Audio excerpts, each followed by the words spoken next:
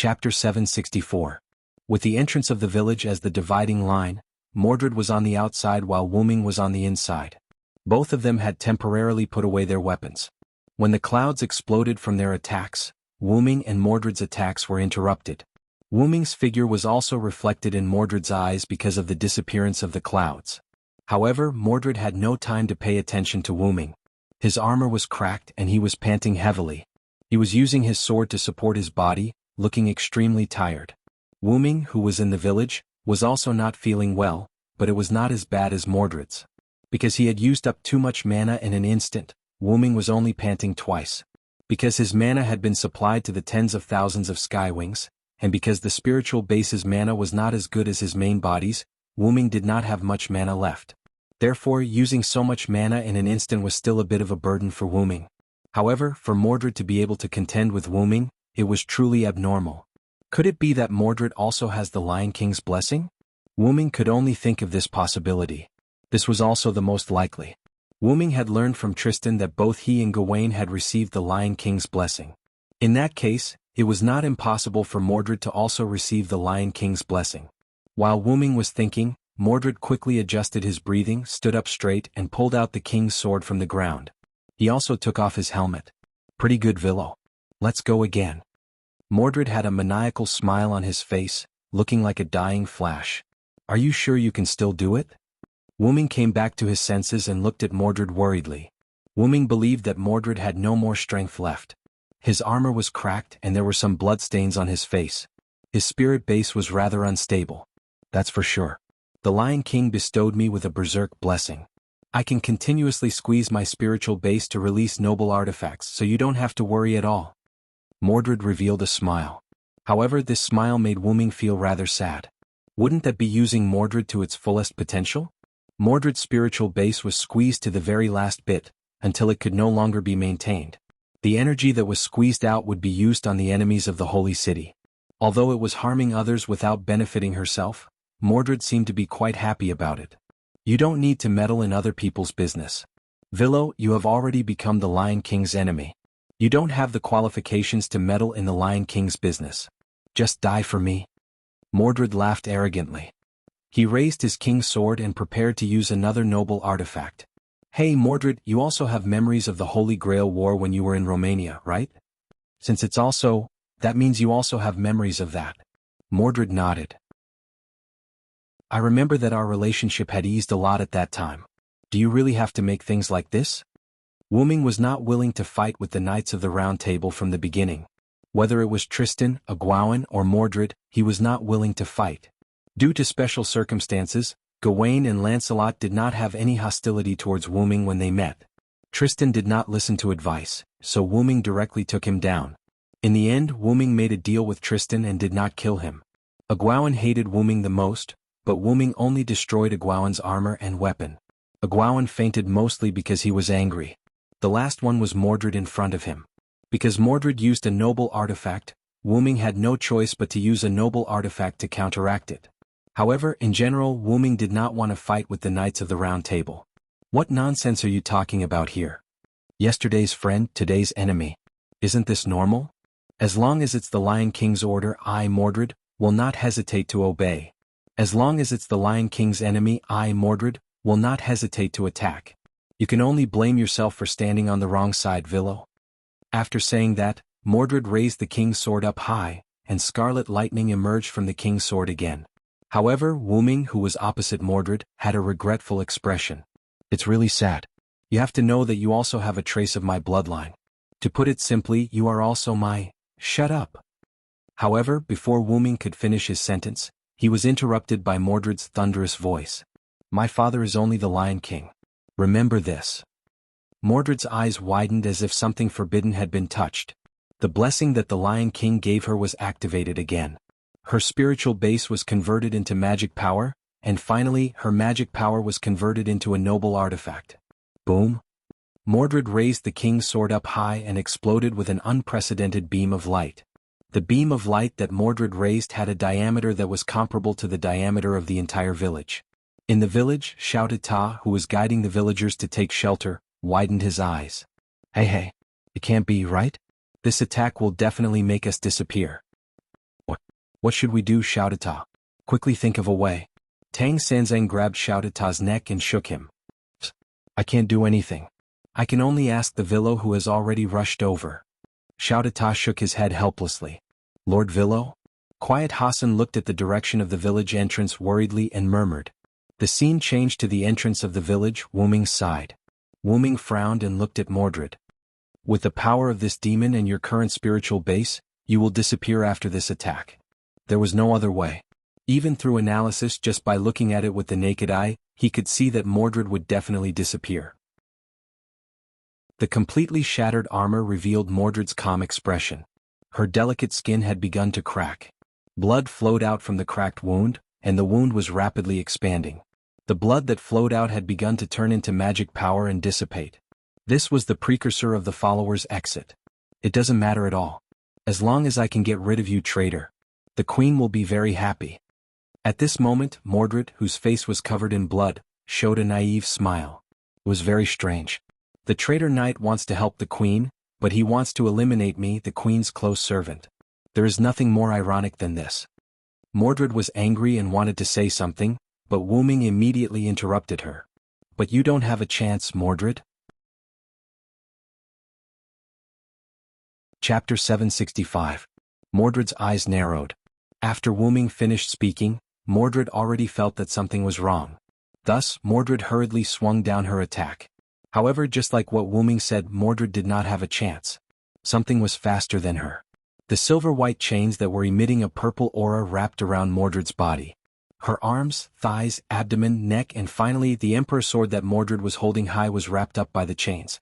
At this moment, the sound of the chains entered Mordred's ears. Clang, clang, clang. The continuous sound of the chains came from behind Mordred. Mordred tilted her head slightly and saw a dark purple ripple. The chains were coming out from there. Although Mordred did not see where the ripple came from, needless to say, it was on Wuming's side. Damn it! How dare you trick me? Mordred struggled, trying to break free from the chains, but it was not effective. However, the enraged Mordred once again overdrew his spiritual base. In an instant, the strength of his muscles was raised to the extreme. In the form of monstrous strength, Mordred broke free from the shackles of the chains and waved the Emperor's sword in his hand. However, it did not have any effect. Silver, meteor silver. Along with the release of a simple noble phantasm, a silver-white pillar of light collided with Mordred's attack. The atmosphere shook, and the airflow was like a storm that swept across the sky. However, in the end, Wuming's noble phantasm cancelled out Mordred's noble phantasm. Mordred, who had been bound by Wuming's annihilation lock for a while, no matter if it was her magic or the power of her noble phantasm, they were all destroyed by the annihilation lock. Even if Mordred overdrew her spiritual base again, her noble phantasm was just an arrow at the end of its flight. Therefore, Wuming's casual attack was able to cancel out Mordred's noble phantasm. Wuming shook his head silently, then looked at Mordred's direction. However, there was nothing in Mordred's position other than Wuming's annihilation lock. As soon as Mordred swung the Emperor's sword, due to the excessive collapse of her spirit base, she was forced to leave the stage. That's why it's best to talk less and do more. No matter if you're a villain or a real villain, you'll always fall because you talk too much. In fact, if Mordred hadn't been so crazy, she wouldn't have been forced out of the arena due to the excessive collapse of her spirit base. After all, the blessing given by the Lion King's Holy Grail was to go berserk and not die suddenly. Simply put, Mordred can still be saved. However, Mordred had chosen to self-destruct, and in the end she did not succeed. Compared to a certain Stella, it was too embarrassing. However, leaving this place early isn't necessarily a bad thing. Goodbye, Mordred. Wuming seemed to be saying goodbye to Mordred. Is it over? A voice entered Wuming's ears. Wuming unhurriedly put away the annihilation lock and looked at the figure. Due to his mental strength, Wuming noticed the figure's arrival when it was still a distance away, so he was not surprised. It was the bow-wielding man who was busy evacuating the villagers. You must be Arash Kamango, the great hero of Persia. Wuming showed kindness to the archer. I'm not a great hero. I'm just an archer who hopes to stop the war. Arash smiled and said humbly. However, this also meant that he acknowledged his identity. I've heard about you from Cursed Wrist and Chaldea's master. Thank you for your hard work, Mr. Villo. After Wuming left, Cursed Wrist and Gadatsi must have told Arash about Wuming. The thank you that Arash mentioned was naturally referring to Mordred's sudden attack. After all, if Wuming was not there, who knew what would have happened today? That was why Arash thanked Wuming. However, Wuming shook his head. It's not that hard. After all, he is my comrade. I should be the one apologizing. After Wuming said that, he did not say anything else. The same went for Arash. The two of them looked at each other for a while and then smiled at each other. Haha, let's skip the pleasantries. It's a little too formal. Indeed, as a friend, it would be too formal to continue the pleasantries. Wuming had a good impression of Arash, the great hero.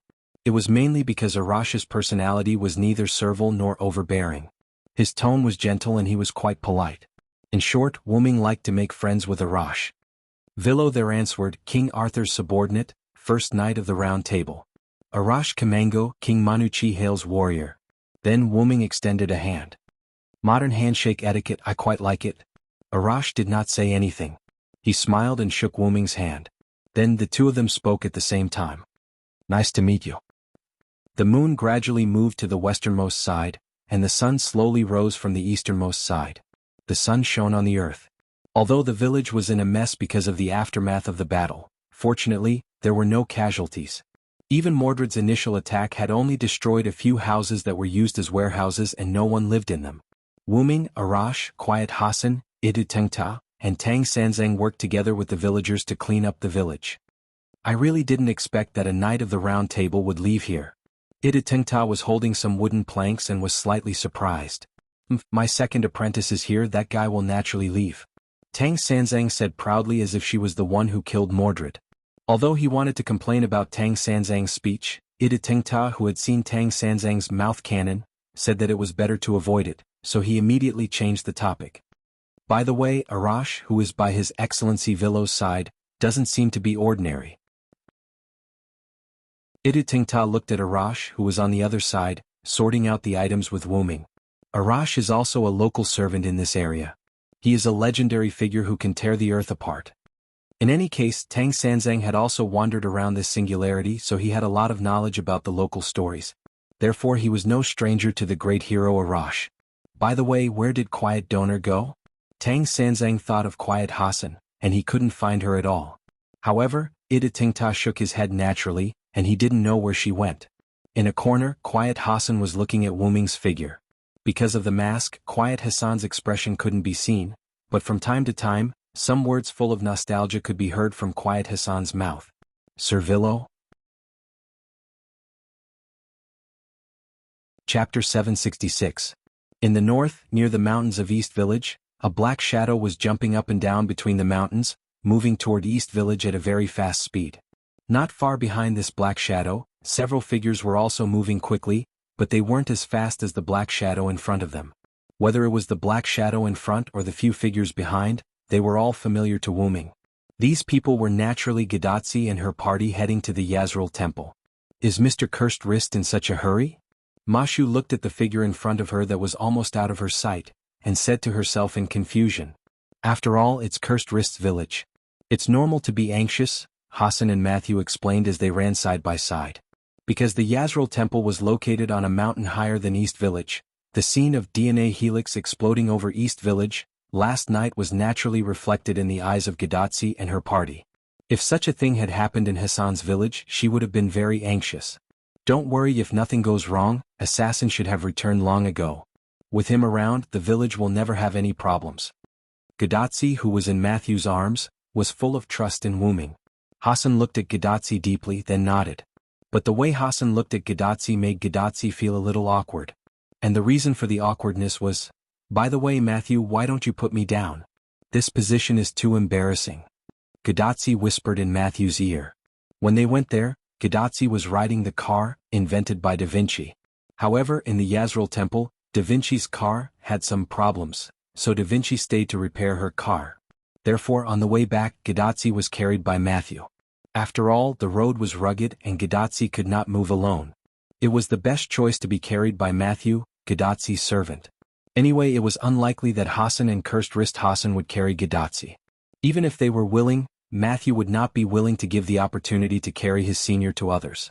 But if Gadatsi insisted, Matthew would still consider it. But, Master, the mountain here is too rugged. Without the help of a servant, ordinary people can hardly move. Matthew denied Gadotsi. Gadotsi also looked around subconsciously. They were now running on the stone wall. If they slipped, they would fall directly.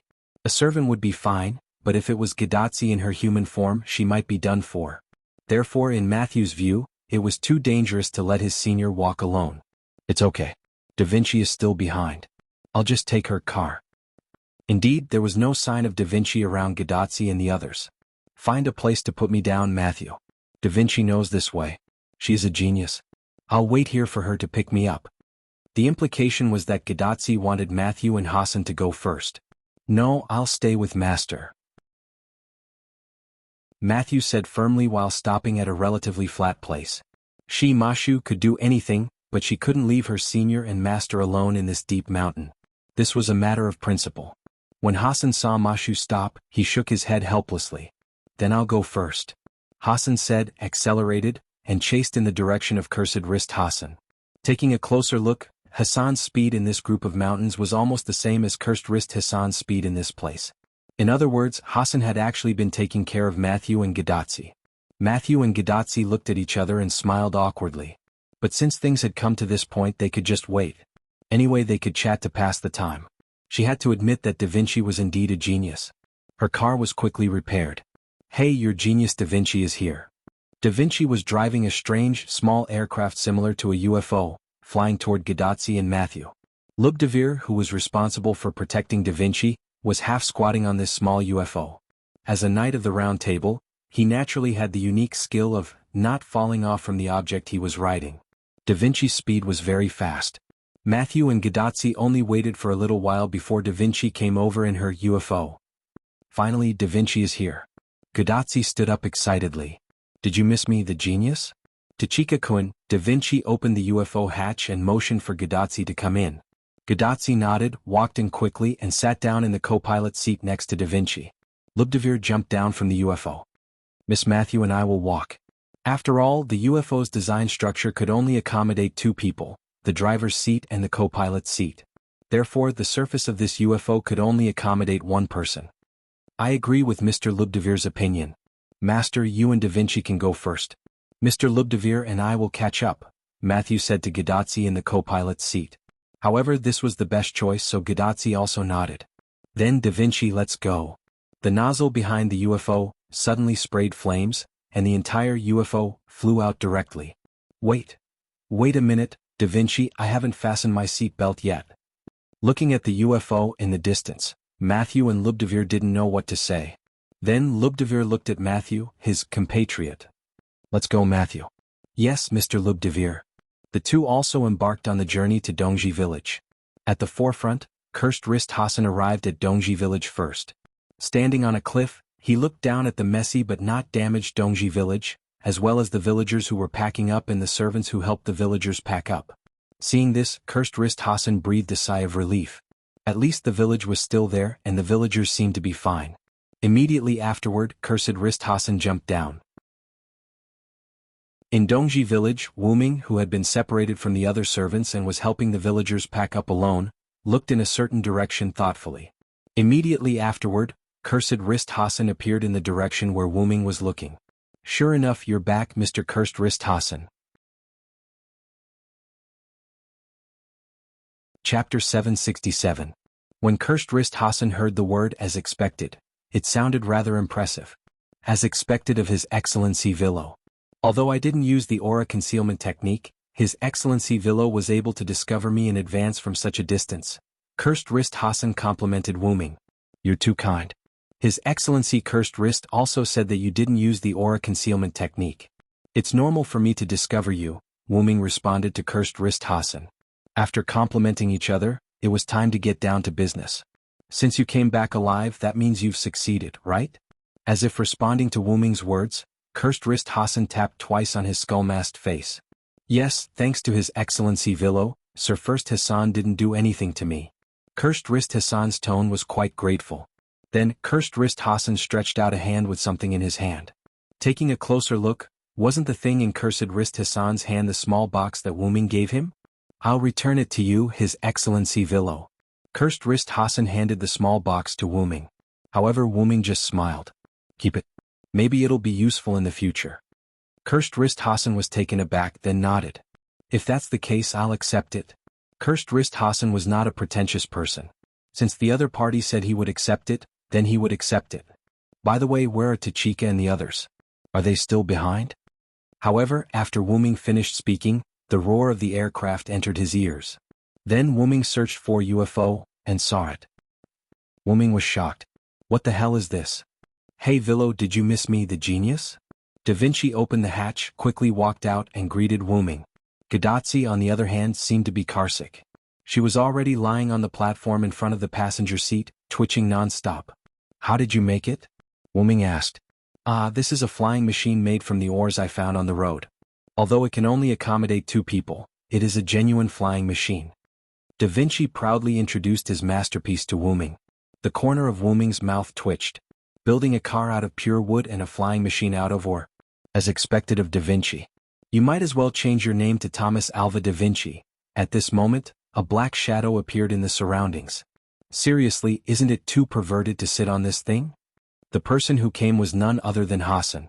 At this moment, Hassan had taken off his mask, and the angry expression on his face was clearly visible. Originally, Baihui Hassan was about to reach Dongji village when a strange big bird suddenly jumped out from behind and almost hit Baihui Hassan. Not only that, this big bird also robbed Hassan of his second person to reach the village record. It was really abominable. What's more, there were 2 people in this big bird.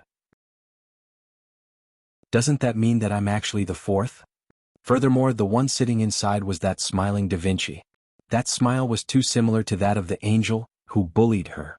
It was really infuriating. At this time, Matthew's voice also came. Senior. Matthew quickly ran into the cockpit and carried out Gadatsi, who was carsick. Putting the unconscious Gadatsi on his lap, Matthew looked at Da Vinci. Da Vinci, what's going on? Da Vinci smiled embarrassedly. Oh, didn't my Da Vinci number 2 get repaired? Updated? The speed increased a bit too fast. Don't worry, I set up a safety device. Tachika-san just fainted. However, Matthew couldn't say anything. He could only hold back his resentment and take care of Gadatsi. Sir Villo. At this time, Bedivere also arrived. Lucius, thank you for your hard work. Wuming greeted Bedivere. However, Bedivere shook his head. Just call me Bedivere, Sir Villo. I have already told Chaldea my identity. Wuming suddenly realized and then nodded. It seemed that something had happened that made Bedivere open his heart. Tisuke, I already felt that you were a knight of the round table. Hassan looked unhappy. It seemed that she still had a lot of resentment against the knights of the round table. But seeing that she didn't do anything, it seemed that Hassan also understood that resentment shouldn't be vented on allies. Senior Villo, you and Mr. Bedivere really hid it from us. Matthew said with a little temper. Sorry, but even so, I still think it's better for Bedivere's identity to be explained by him. Wuming apologized with a smile. And Matthew was just joking, so she agreed with Wuming's words. On Chaldea's side, monitoring Gadatsi's body, Roman couldn't help but complain after hearing it. I thought it was strange at the beginning. Why would Lucius be friends with the Villo? It turns out that it's the relationship between Bedivere and the Villo. Hearing Roman's voice, Wuming frowned and asked. I suddenly feel that your complaints are so weak. In Chaldea, the doctor's back was gray. By the way, doctor, when will Senior wake up? Matthew asked with concern. Gadatsi waking up as soon as possible is the most important thing for her at the moment. It should be fine in a few minutes. Roman looked at Gadatsi's physical data and replied to Matthew. Matthew breathed a sigh of relief. A few minutes is not a big deal. In this regard, Wuming spoke. In that case, let's go to the house and wait for a while. Just in time we can start the battle plan again. The servants looked at each other and nodded. Soon, everyone came to Gadatsi's residence, which was referred to as Chaldean Embassy. By the way, Wuming brought Quiet Hassan, who was rescued, and Tang Sanzang and Kurodo Ta, who were brought back by the way.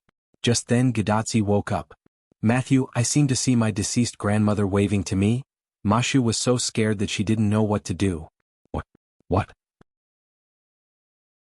Senior, you have to cheer up, Senior. Wu Ming laughed involuntarily. Well, Tachika, they're new partners here. Don't bully Matthew like this. After Gadatsi woke up, Wu Ming introduced Tang Sanzang and others to Cursed Wrist and others, and then began the battle meeting. First of all, report your situation in Azrael Temple, Tachika.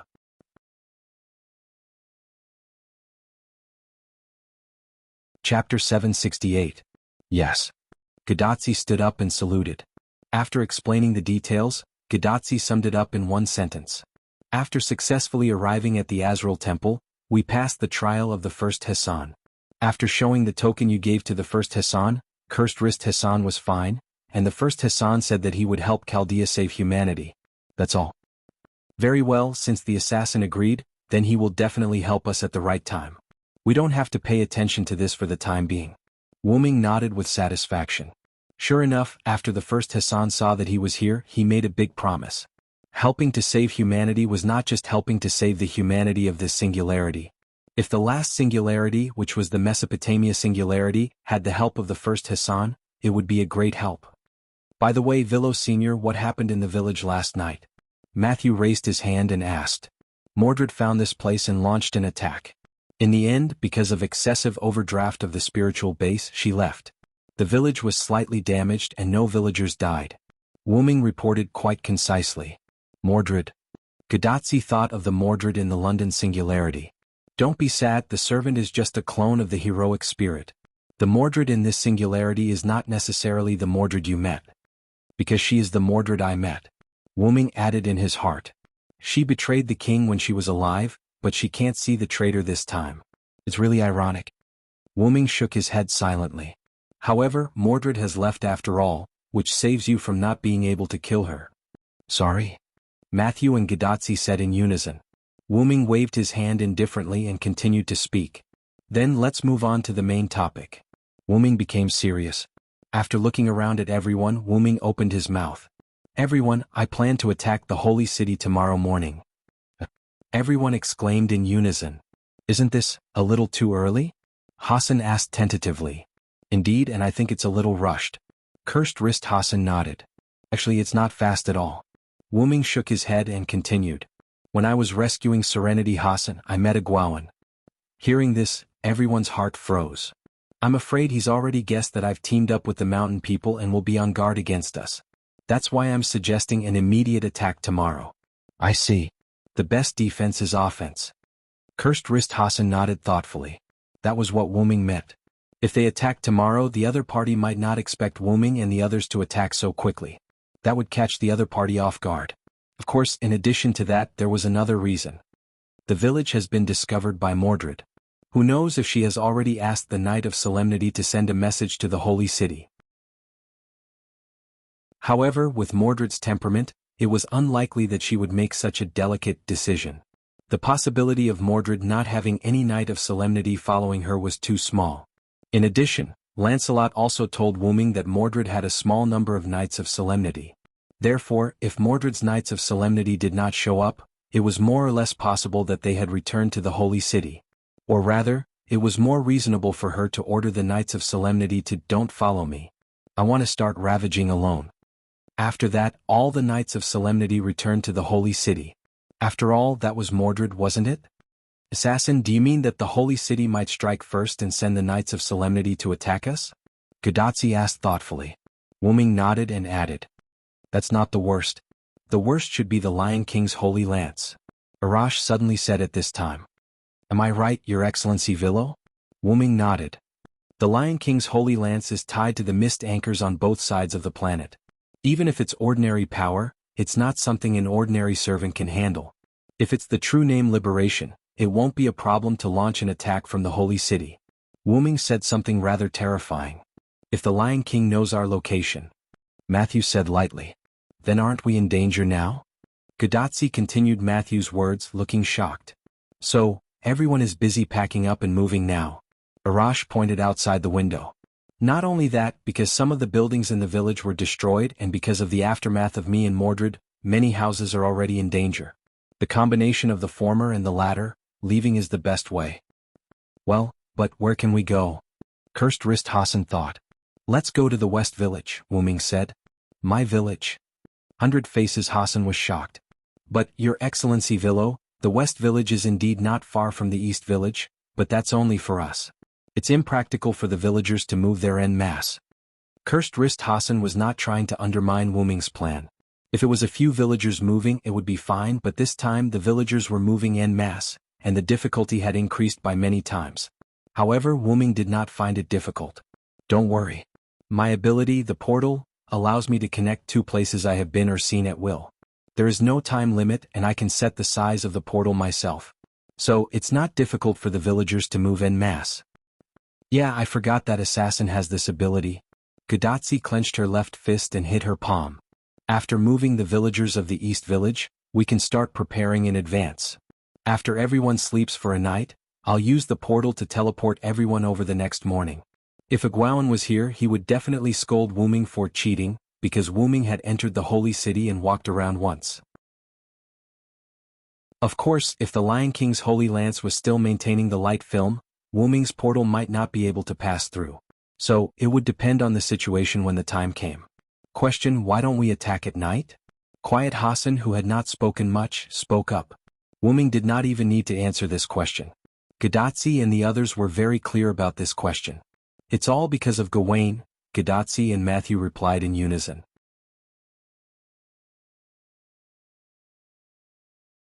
Chapter 769. As people who had witnessed Gawain's power, Matthew and Gadotsi still remembered it clearly even now. The Knights of the Round Table were all given different blessings by the Lion King with the Holy Grail, and Gawain's blessing is everlasting. As the name implies, as long as he is around, it will always be daytime, Wuming explained. Therefore, even if Gadotsi and the others chose to attack at night, once they arrived at the holy city and encountered Gawain, it would become daytime because of Gawain. As the gatekeeper of the holy city, Gawain basically would not leave the gate of the holy city. Therefore, the probability of them encountering Gawain was 100%. Therefore, Wuming said that it was better to wait until the day to attack. Then there's no other way. Hassan expressed that he understood. After the villagers are relocated and settled, we'll use one night to recharge and prepare for the attack at dawn the next day. Everyone nodded and then began to move the villagers. First, they gathered the villagers who had already packed their things to a slightly open area in the village. Then Wuming walked to the center, waved his hand and opened a black-purple ripple. However, this ripple was only the size of a person. Immediately afterward, Wuming looked at Baijiu Hassan. Baijian, come with me first. After all, that was Hassan's home ground. It was not a bad idea to let Hassan return to the West Village to make arrangements. Hassan nodded. She was not stupid. On the contrary, she was very smart, so she naturally understood what Wuming meant. She walked to the portal, adjusted her mentality and walked in first. Immediately after, Wuming looked at Cursed Wrist Hassan and the others behind him. I'll expand the area of the portal later. At that time you can start to arrange for the villagers to go in. Cursed Wrist Hassan and the others all nodded. Then Wuming pounced forward and entered the portal, his figure completely disappearing. In the blink of an eye, Wuming came to the West Village that he was familiar with. I'll inform the villagers and let them get ready. After Hassan finished speaking, he left Wuming's side as if he was escaping. It seemed that Hassan was quite unwilling to be alone with Wuming. After shrugging his shoulders, Wuming also left the portal. He was ready to head to Abante. Because Abante was hovering vertically over the West Village, it was not difficult to find. Wuming came to the monitoring room in Abante and sat down. Speaking of which, this chair is really comfortable. Wuming patted the sofa chair he was sitting on with a comfortable expression. Translator. WQL editor. Alim, as if it wanted to make Wuming more comfortable, two wooden tentacles stretched out of the floor and started to massage Wuming's shoulders like two hands. Wuming didn't know whether to laugh or cry. Alright, Abant, I appreciate your kindness. Speaking of which, where's Gilio? The moment Wuming finished speaking, a virtual screen appeared in front of Wuming. The picture on the screen was Gilio. At this moment, Gilio was playing in the nearby mountains. It couldn't be helped. Gilio was unlikely to be with the monkey, and other than the village there was no one else here. So Gilio could only entertain herself. This guy. Wuming looked at Gilio, who was playing with a soul-eating beast that Wuming had seen once. Wuming showed a helpless expression. Gilio, can't you see that demonic beast is about to cry, gate? As Wuming chanted the spell, a black-purple ripple appeared beside Wuming. At the same time on the screen, a black-purple ripple appeared below Gilio, who was playing with the demonic beast. Gilio naturally fell into the black-purple ripple and let out a rather cute sound. Ugh. Gilio appeared from the teleportation door beside Wuming and sat on the ground. Master, are you back? Just as Gapril finished speaking, another black shadow fell out of the portal that had yet to close. It fell straight into Gapril's arms as she sat on the ground. Oh, my little cutie, have you followed me too? Giliel smiled and stroked the soul-eating beast's eyeless seaweed head. Then the soul-eating beast opened its mouth and didn't dare to make any sound. As a demonic beast, it had its own instincts. Its instincts told it that this guy who had been playing with it wasn't someone to be trifled with. The person sitting on the chair over there was even more so. It felt like it was in the stomach of a certain creature, and the surrounding ground and walls gave it a strong sense of crisis. Then keep it and play with it. Remember not to let it run around. It won't do if it hurts someone. Wuming wasn't too concerned about the frightened soul-eating beast. Yes, thank you for your magnanimity, master, Giliel said to Wuming with a smile. Then Giliel came to her senses. By the way, master, why did you suddenly come back? Giliel turned over and sat on the soul-eating beast's back, swaying her legs. The East Village has been exposed. The villagers of the East Village will move over later. Looking at the villagers of the West Village who were gathered by Hassan on the screen, Wuming explained to Giliel. By the way, did anything happen while I was away? For example, did the West Village expose its location? Of course not, master. Abant's monitoring ability is very strong. It has monitored everything within a kilometer of the village. As long as it finds anything unusual, it will tell me. Wuming nodded. After thinking about it carefully, he realized that something was amiss. In other words, Abant has been doing things these days and you have been playing? In an instant, Giliel broke out in a cold sweat. No. How could that be, master? I also patrolled around the village, aha. Just kidding, I didn't expect you to do that. Although Wuming was right, this sentence still made Giliel a little sad. But it was just a little sad. She would be fine after playing with this soul-eating beast. With that thought in mind, Jillian looked at the shivering soul-devouring beast beneath her. This made the soul-eating beast, which sensed the danger, tremble even more, but it couldn't do anything. The powerful aura around it made it dare not move at all. Just when Wuming decided to expand the portal below, a new image suddenly appeared on the big screen. A knight with a magic bow and long red hair came to the surroundings of the West Village. Tristan?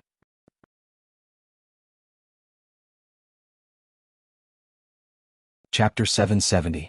Wuming and Tristan were both knights of the Round Table. The two of them had met not long ago, so Wuming definitely wouldn't recognize the wrong person. Why is Tristan here? Wuming muttered to himself, puzzled. Tristan was clearly imprisoned at the bottom of the pyramid by Ramses II, so why would he come here? Although there was a possibility of impersonation, Wuming felt that there was another possibility, and that was, Ramses II had released Tristan. It would be fine if he was an impersonator, but if he was released by Ramses II, then it would be a great disadvantage. Just like what Ramses II told Wuming, Wuming couldn't be sure if Artoria would attack him with the Holy Lance when the singularity was about to be repaired. Similarly, Wuming couldn't be sure if Ramses II would stab him in the back at the end. After all, if Tristan was released at this time, it would obviously disrupt the normal progress of Wuming and the others. Tristan, who had received the reverse blessing, was very powerful. He was no longer sad and was no longer afraid of poison. Using the invisible vacuum blade, to kill could be said to be incomparably cruel. When he was stabbed in the back by Wuming, it was only because Wuming took advantage of Tristan's unfamiliarity with the enemy's intelligence. Wuming relied on Tristan not knowing that Wuming had the teleportation gate trick, so he directly used the teleportation gate to severely injure Tristan. If Tristan were to go to the village now, perhaps no one would be his match. No, Bedivere said that his arm transformed from the holy sword had the ability to restrain and weaken the Lion King's blessing. If Bedivere was here and everyone attacked together, it shouldn't be a problem to force Tristan to retreat. However, Wuming wouldn't let Bedivere suffer so much. Bedivere's body was already riddled with wounds, and every time he used the power of the holy sword, it would aggravate his injuries. Let's go, Giliel. Wuming stood up and opened a new teleportation gate. This was a portal that led directly to the surface. It would be too slow to fly over. Yes, master. When Tristan's figure appeared on the big screen, Gopril stood up from the Soul Eater beast's back, or rather, flew up. She could tell that Tristan's sudden appearance had disrupted Wuming's plan. As Wuming's weapon, Tristan naturally had to solve the problem for his master. The master and servant walked into the teleportation gate, leaving the shivering soul-devouring beast alone in Abanti's body. Vaguely, the floorboards began to wriggle as tentacle-like wooden roots quietly approached the soul-devouring beast. Wuming exhorted Giliel as they arrived at the portal on the ground that was connected to East Village through the portal. Someone will come later. Remember to look here. Understood, master. Giliel turned around elegantly, scattering a few feathers. Nodding, Wuming waved his hand, and the portal that could only accommodate one person instantly widened. It could now accommodate more than a dozen people at a time. Then I'll leave for a while. Opening a new portal, Wuming walked in directly. Where did Wuming go? Wasn't it obvious? He went to look for the rare Tristan that appeared in the wild. On Tristan's side, he was almost at West Village as he pursued the traces of humans. But for some reason he kept walking around West Village as if he couldn't find the way to West Village. However, no one would believe that a knight of the Round Table couldn't find the way to a mountain village. Suddenly, a voice came from behind Wuming. "Long time no see, Mr. Tristan." Tristan slowly turned around. "So it's Lord Villo. I didn't expect you to be here." Tristan didn't look surprised. That's right, the one who spoke was Wuming, who came behind Tristan through the portal. Wuming wasn't surprised by Tristan's question either. He casually released his magic and shattered the vacuum trap around him. The impact of the vacuum explosion sent rocks and soil flying. Wuming flicked the dust on his hand and looked at the place where Tristan walked. "Seems like you've set up quite a few vacuum traps, Tristan." "It can't be helped, Lord Villo. I don't want to feel the pain of being stabbed in the back again." As expected, setting up a vacuum trap behind him was to prevent sneak attacks from behind. "But you've also set up traps so that the villagers can't escape. Seems like you're quite confident." As long as one looked at it with confidence, one could see that Tristan had set up a lot of vacuum traps in places where it was easier to walk. He even set up a few vacuum traps in places where it was difficult to walk or even impossible to walk through. The vacuum trap Wuming triggered was at the level of a normal person. In other words, as long as a normal person touched the vacuum trap, they would be instantly shredded into pieces by the vacuum trap. Because of the strength of the trap, these traps were useless against Wuming. However, it was a good choice to act as Tristan's detector like before. "Didn't the Sun King lock you up? How did you escape?" Although Wuming didn't sense the master-slave contract he established with Tristan, after meeting him, Wuming was sure that the Tristan in front of him was the real Tristan. Or is it the Sun King who let you go? Whether it was the Sun King or the Lion King, it wasn't difficult for them to come into contact with the contract in Tristan's body. However, Tristan seemed to have learned his lesson after being questioned by Wuming. He just smiled and didn't say anything. "Who knows, Lord Villo?" He also gave Wuming a shrug. Wuming couldn't help but frown. Judging from Tristan's reaction, it should be the latter. "In that case, I'm afraid you won't answer questions like, 'Have you ever returned to the Holy City?' or 'Have you ever sent any news back from this village?'" However, only Tristan responded to Wuming with a smile and the vacuum blade from Tristan's weapon. Bang!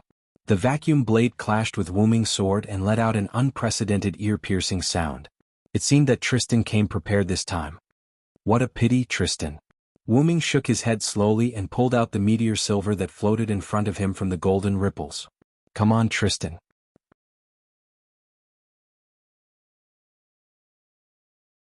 Chapter 771.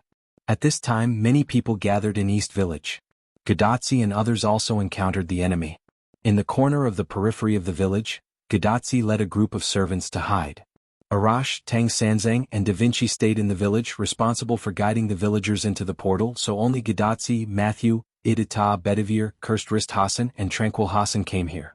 Gadotsi quietly poked her head out and found nothing, so she retracted her head. After that, Gadotsi began to complain about her watch. "Doctor, are you sure your detection is not wrong?" It's true. I have detected a large amount of magic power approaching you, but I don't know why you can't find it." Roman, who was sitting in Chaldea's monitoring room, complained. "There is another possibility, that is, the enemy has a way to hide," Cursed Wrist Hassan said in a low tone. "Is it the enemy's assassin servant?" Matthew said subconsciously. "It may also be Castor." After all, Mr. Roman detected a large amount of magic reaction. The number of the enemy can't be small. Bedivere also said his own analysis. "Sir Roman, can you detect how far away the enemy is from us?"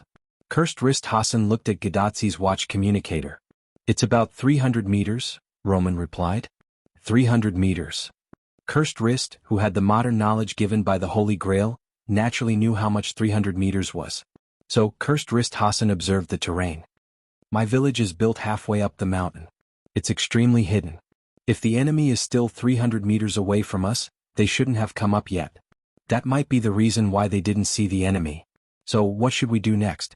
After all, Cursed Wrist Hassan was a local, and asking him at this time was the best solution. Gadotsi wouldn't force herself at this time. After testing the direction of the wind, Cursed Wrist Hassan came up with a plan. At this time we have to rely on Tranquility, Cursed Wrist Hassan said and looked at Tranquility Hassan. Me? I understand. Quiet Hassan was taken aback and then he understood. Tranquil Hassan actually had a very low opinion of himself, so when Cursed Wrist Hassan leaned on him, Tranquil Hassan was actually at a loss. However, after sensing the direction of the wind, she understood. However, Gadotsi, Matthew and the others who were not familiar with Quiet Hassan did not understand. Tranquil Hassan's body fluid is highly toxic. It can evaporate with the wind and the current direction of the wind is downwards. Cursed Wrist Hassan did not finish his explanation, but Gadotsi and the others understood what was going on. As long as Quiet Hassan sweated and let the sweat evaporate, and then the highly toxic sweat would be passed down with the wind, it could achieve the effect of silently killing people. Coincidentally, Tranquil Hassan has a kind of footwork that is specially used in conjunction with his poison. After Cursed Wrist Hassan finished speaking, he looked at Tranquil Hassan who had already walked forward. It's called the silent dance. Everyone followed Cursed Wrist Hassan's gaze and looked over. Tranquil Hassan began to dance. It was a very simple dance. As long as one remembered a few simple footwork, even an ordinary person could perform it. However, the main function of this dance was not its difficulty, but its ability to quickly make the dancer sweat. Gradually, Tranquil Hassan's body began to sweat. A cold wind blew, and the poison invisible to the naked eye was carried away by the cold wind from Tranquil Hassan's body to the bottom, which was the direction where the enemy was expected to appear. At the end of the dance, a large amount of deadly poison was evaporated into the air below by Tranquil Hassan. It's over. Tranquil Hassan took a breath and said to Cursed Wrist Hassan and the others who were hiding behind him. Now all they needed to do was wait. I hope Sir Arash and the others can hurry up. Cursed Wrist Hassan prayed. In East Village, Arash shouted loudly. Everyone speed up. Faster, faster. Along with Arash, Tang Sanzang and Da Vinci were also arranging and directing the villagers to enter the portal. I hope there are no accidents on Servillo's side. Arash looked at the portal worriedly and said slowly. The scene changed to Wu Ming and Tristan's side. Boom. As if the atmosphere was about to explode, the symphony bombarded Wu Ming's sword and made an explosive sound. And Wu Ming's magic power was also like free, crazily releasing magic power as sword aura. Boom crack. Tristan dodged a few magic sword auras as light as a swallow, and the sword aura hit the mountain, causing it to explode. This made Wu Ming frown in displeasure. With West Village nearby, Wu Ming could not increase the amount of magic power released. If he accidentally blew up the village it would be terrible. And as an ADC, Tristan naturally chose to distance himself from Wu Ming. And because Tristan's attack was not as exaggerated as Wu Ming's and only used vacuum attacks, he was not afraid of blowing up the village. Rather, Tristan wished that he had the ability to blow up the village above, but unfortunately he didn't. However, this was beneficial to Tristan.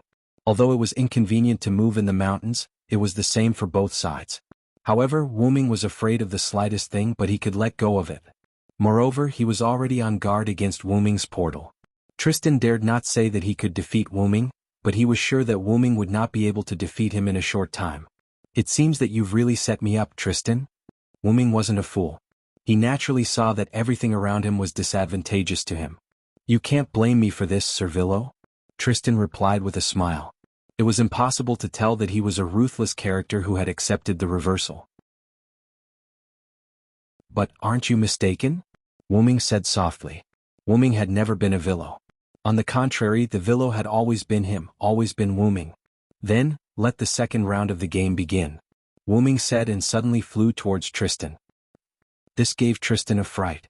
Flying was a dream for ordinary people and it was the same for knights. Because without magic it was impossible to fly. And Tristan was a knight, so naturally he had no fate with flying. I forgot that Servillo isn't an ordinary knight.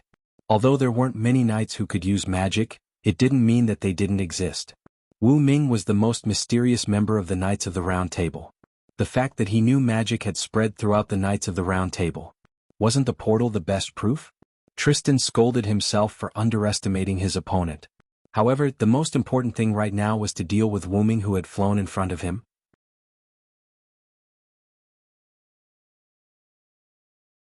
Chapter 772. In East Village, Gadotsi and the others were still waiting for the enemy's attack. By the way, which force will the enemy be this time? Gadotsi chatted with boredom. We, the mountain people, have a grudge with both the Sun King and the Lion King. It's the same over there, but I think it's the people from the Holy City. After all, Ramses II's men were all Sphinx, and it was not convenient for them to move around in this mountainous area. Is that so, the people from the Holy City? Gadotsi nodded, and when she thought about it, it was indeed the case. However, at this moment, a few screams and panicked voices suddenly came from below. Someone must have been poisoned. Gadotsi and the others were overjoyed. However, it was followed by more screams and panic, which meant that the enemy was really attacking. To be honest, Gadotsi would rather it was Roman's instrument that was wrong, but the fact was right in front of her. The enemy was attacking. It should be the people from the Holy City. Cursed Wrist Hassan seemed to have heard the sound of the armor and said with certainty. However, this had nothing to do with what they were going to do next. Although I don't know how many people there are, the enemy's troops are in chaos because of the poisoning. This is a good opportunity. A light flashed in the eyes of the skull mask on Cursed Wrist Hassan's face, and it looked quite strange. Although Cursed Wrist Hassan looked quite scary at the moment, what he said was very reasonable. Take advantage of his weakness. Asterisk cough cough. Asterisk there was no need for Cursed Wrist Hassan to remind them to seize the opportunity. Gadotsi and Matthew, who had experienced 5 singularities, had already mastered a high level of combat literacy. However, just when Gadotsi was about to speak, Iditata spoke first. Let me do it. As the only archer here, I should take the responsibility of long-range sniping the enemy. Putting down his rice bag, Iditata stretched out his hand, condensed his magic, and a bow appeared in Iditata's hand. But, Your Excellency Ito Toda, I remember.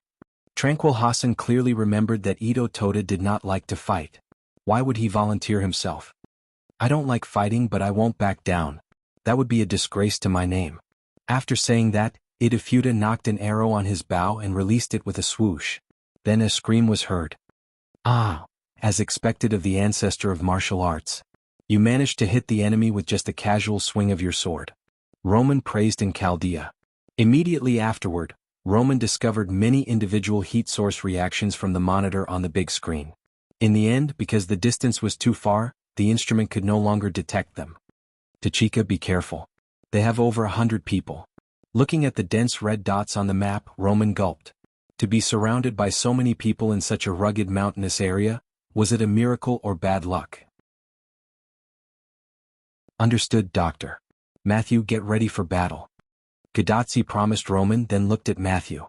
Yes, sir. Matthew Gillett, get ready for battle. However, a withered arm blocked in front of Matthew. Don't worry, Ms. Matthew. Cursed Wrist Hassan shook his head silently. How can we take the initiative to attack in such a place that is easy to defend and difficult to attack? Immediately afterward, Cursed Wrist Hassan explained the terrain they were now in.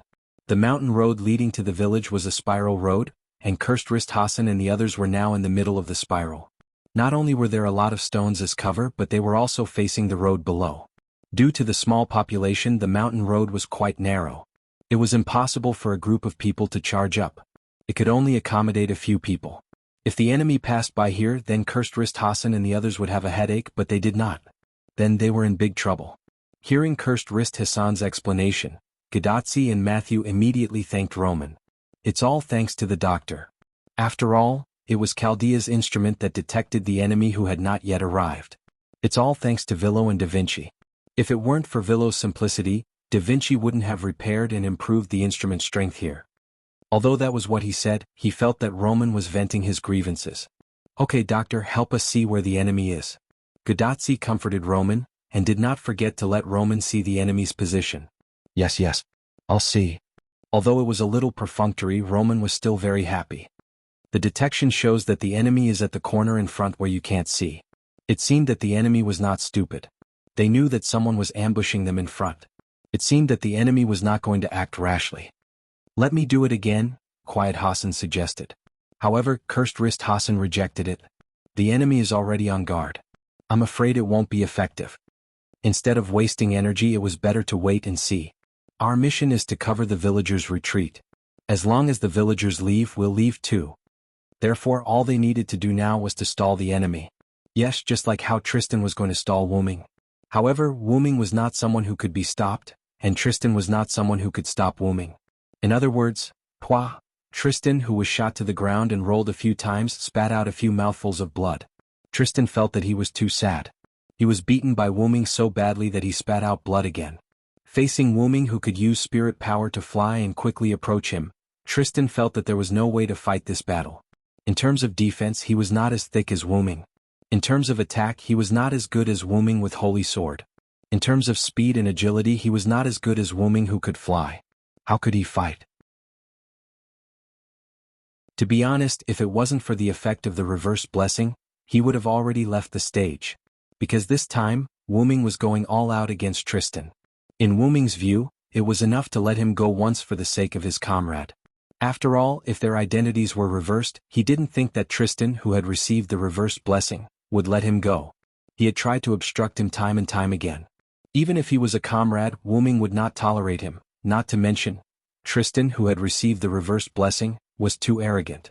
Looking at that face, Wu-Ming couldn't help but want to beat him up. It's not that I didn't give you a chance, Tristan. I let you make the first move. Wu-Ming looked at him as if he had gotten a great bargain. Thank you very much, Master Villo. With a tough smile on his face, Tristan responded to Wu-Ming, but his smile was still arrogant. It should be impossible to get information from your mouth. Leave, Tristan. With a wave of his hand, the annihilation lock appeared behind Wu-Ming, trapped Tristan, and tied him up like a rice dumpling. The annihilation lock could annihilate magic power, and it was made of magic power. In other words, if the annihilation lock continued to affect the servant could leave the stage. Goodbye, Tristan.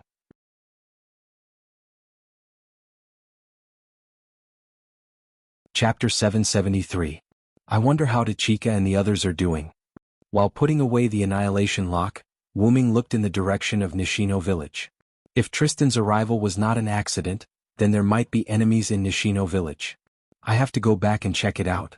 However, just as Wu-Ming was about to leave, he suddenly stopped. Because Wu-Ming suddenly thought of something that can be used. Nishino village, where Gadatsi and others were. Gadatsi and others were still in a stalemate with the enemies below. And because the enemy had charged several times, Gadatsi and others also knew the identity of the enemy, Knight Suzheng of the Holy City. Every time the person who charged up was wearing Knight Suzheng's armor. Although there was a possibility that someone else could impersonate him, the probability was too low. By the way, because of Ituta's bow and arrows and Cursed Wrist Hassan and Hyuga Hassan's daggers, those knights who charged were repelled. Amazing, worthy of being a hero of the past. Even though he was now very mature, Matthew still looked at these servants with awe. Whether it was the bow, arrow, or dagger, they all hit Knight Suzheng's knee through the gap in the armor and forced Knight Suzheng to retreat. Although he also had the advantage of the terrain, a hero is still a hero. Roman, who was assisting in the battle, knew more than Matthew, so Roman also sighed. That's all I can do. Tranquil Hassan said that she did not feel that she was very powerful. Tranquil is right. We Hassan are just people who walk in the dark. In the end, we can't do anything. Cursed Wrist Hassan agreed.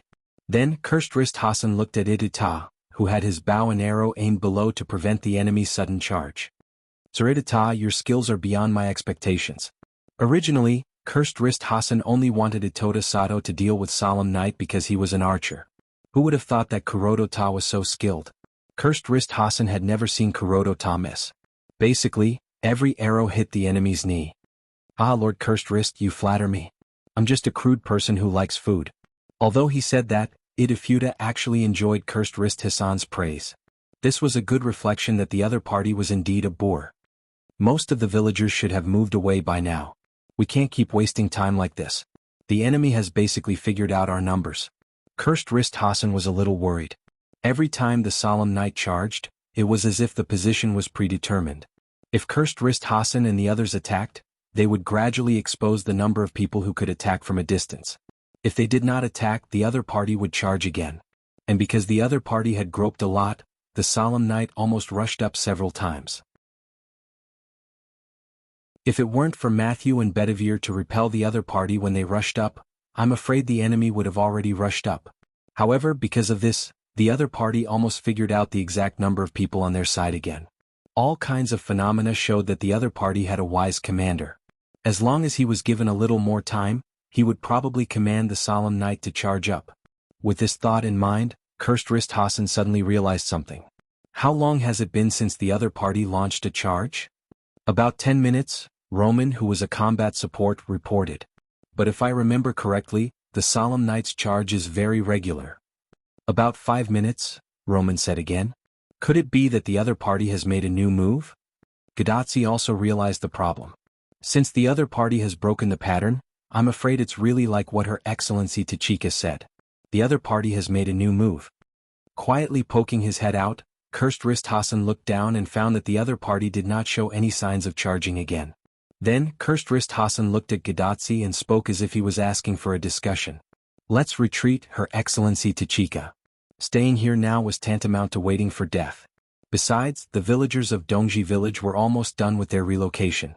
After Gadazzi nodded, everyone immediately began to retreat toward Dongji village. At the corner below, the Solemn Knight lined up neatly on the mountain road. The commander at the front was a knight in purple armor and a girl with brown skin wearing revealing clothes. The two of them were Lancelot and Nidicles. There was no doubt that the magician who helped the Solemn Knight army advance was Nidicles. What's wrong, Lancelot Knight? Aren't you going to charge? The other party might have run away. However, in the face of Nidicles' words, Lancelot just closed his eyes. I know what I'm doing. What a joke. Although his daughter did not notice him, he did notice the other party. It was not easy to find the organization Wuming in order to impress his daughter. How could he go against his daughter at this time? If she could say, "You did a great job, Dad," when the time came he would die without regrets. So it was fine to drag it out now. Even if the higher-ups held him accountable afterwards, what was there to be afraid of? Anyway, he would have to turn against them later. This was Lancelot's fantasy in his mind with his eyes closed. Nidicles looked at Lancelot with a rather wretched smile with disgust. Obviously he looks okay, but he actually shows such a smile. It's really disgusting. But it's good not to attack. Anyway, Sir Asmendes only said to help the people of the Holy City. I used magic to bring the other party's troops here, which can be considered as help. In fact, it was not only Lancelot who discovered Matthew through the last wave of the previous charge, but Nidicles also discovered Matthew. However, although it was Sir Asmendes's idea, Nidicles would be happy if she could comply with Sir Asmendes's idea and at the same time ensure the safety of Matthew and the others. Anyway, she was not from the Holy City, and the Lion King had no right to question her. When the time came, she could just push the responsibility to Lancelot. In this way, the two leaders stopped communicating and were in a stalemate. This made the Solemn Knights suffer. They could only wait here foolishly. It could not be helped. As a knight, the most important thing was to obey the orders of the higher-ups. If something happened, they could just push the responsibility to the leader, Lancelot. It was impossible for Lancelot to betray them. In this way, the Solemn Knights also relaxed. A large group of people waited here quietly, waiting.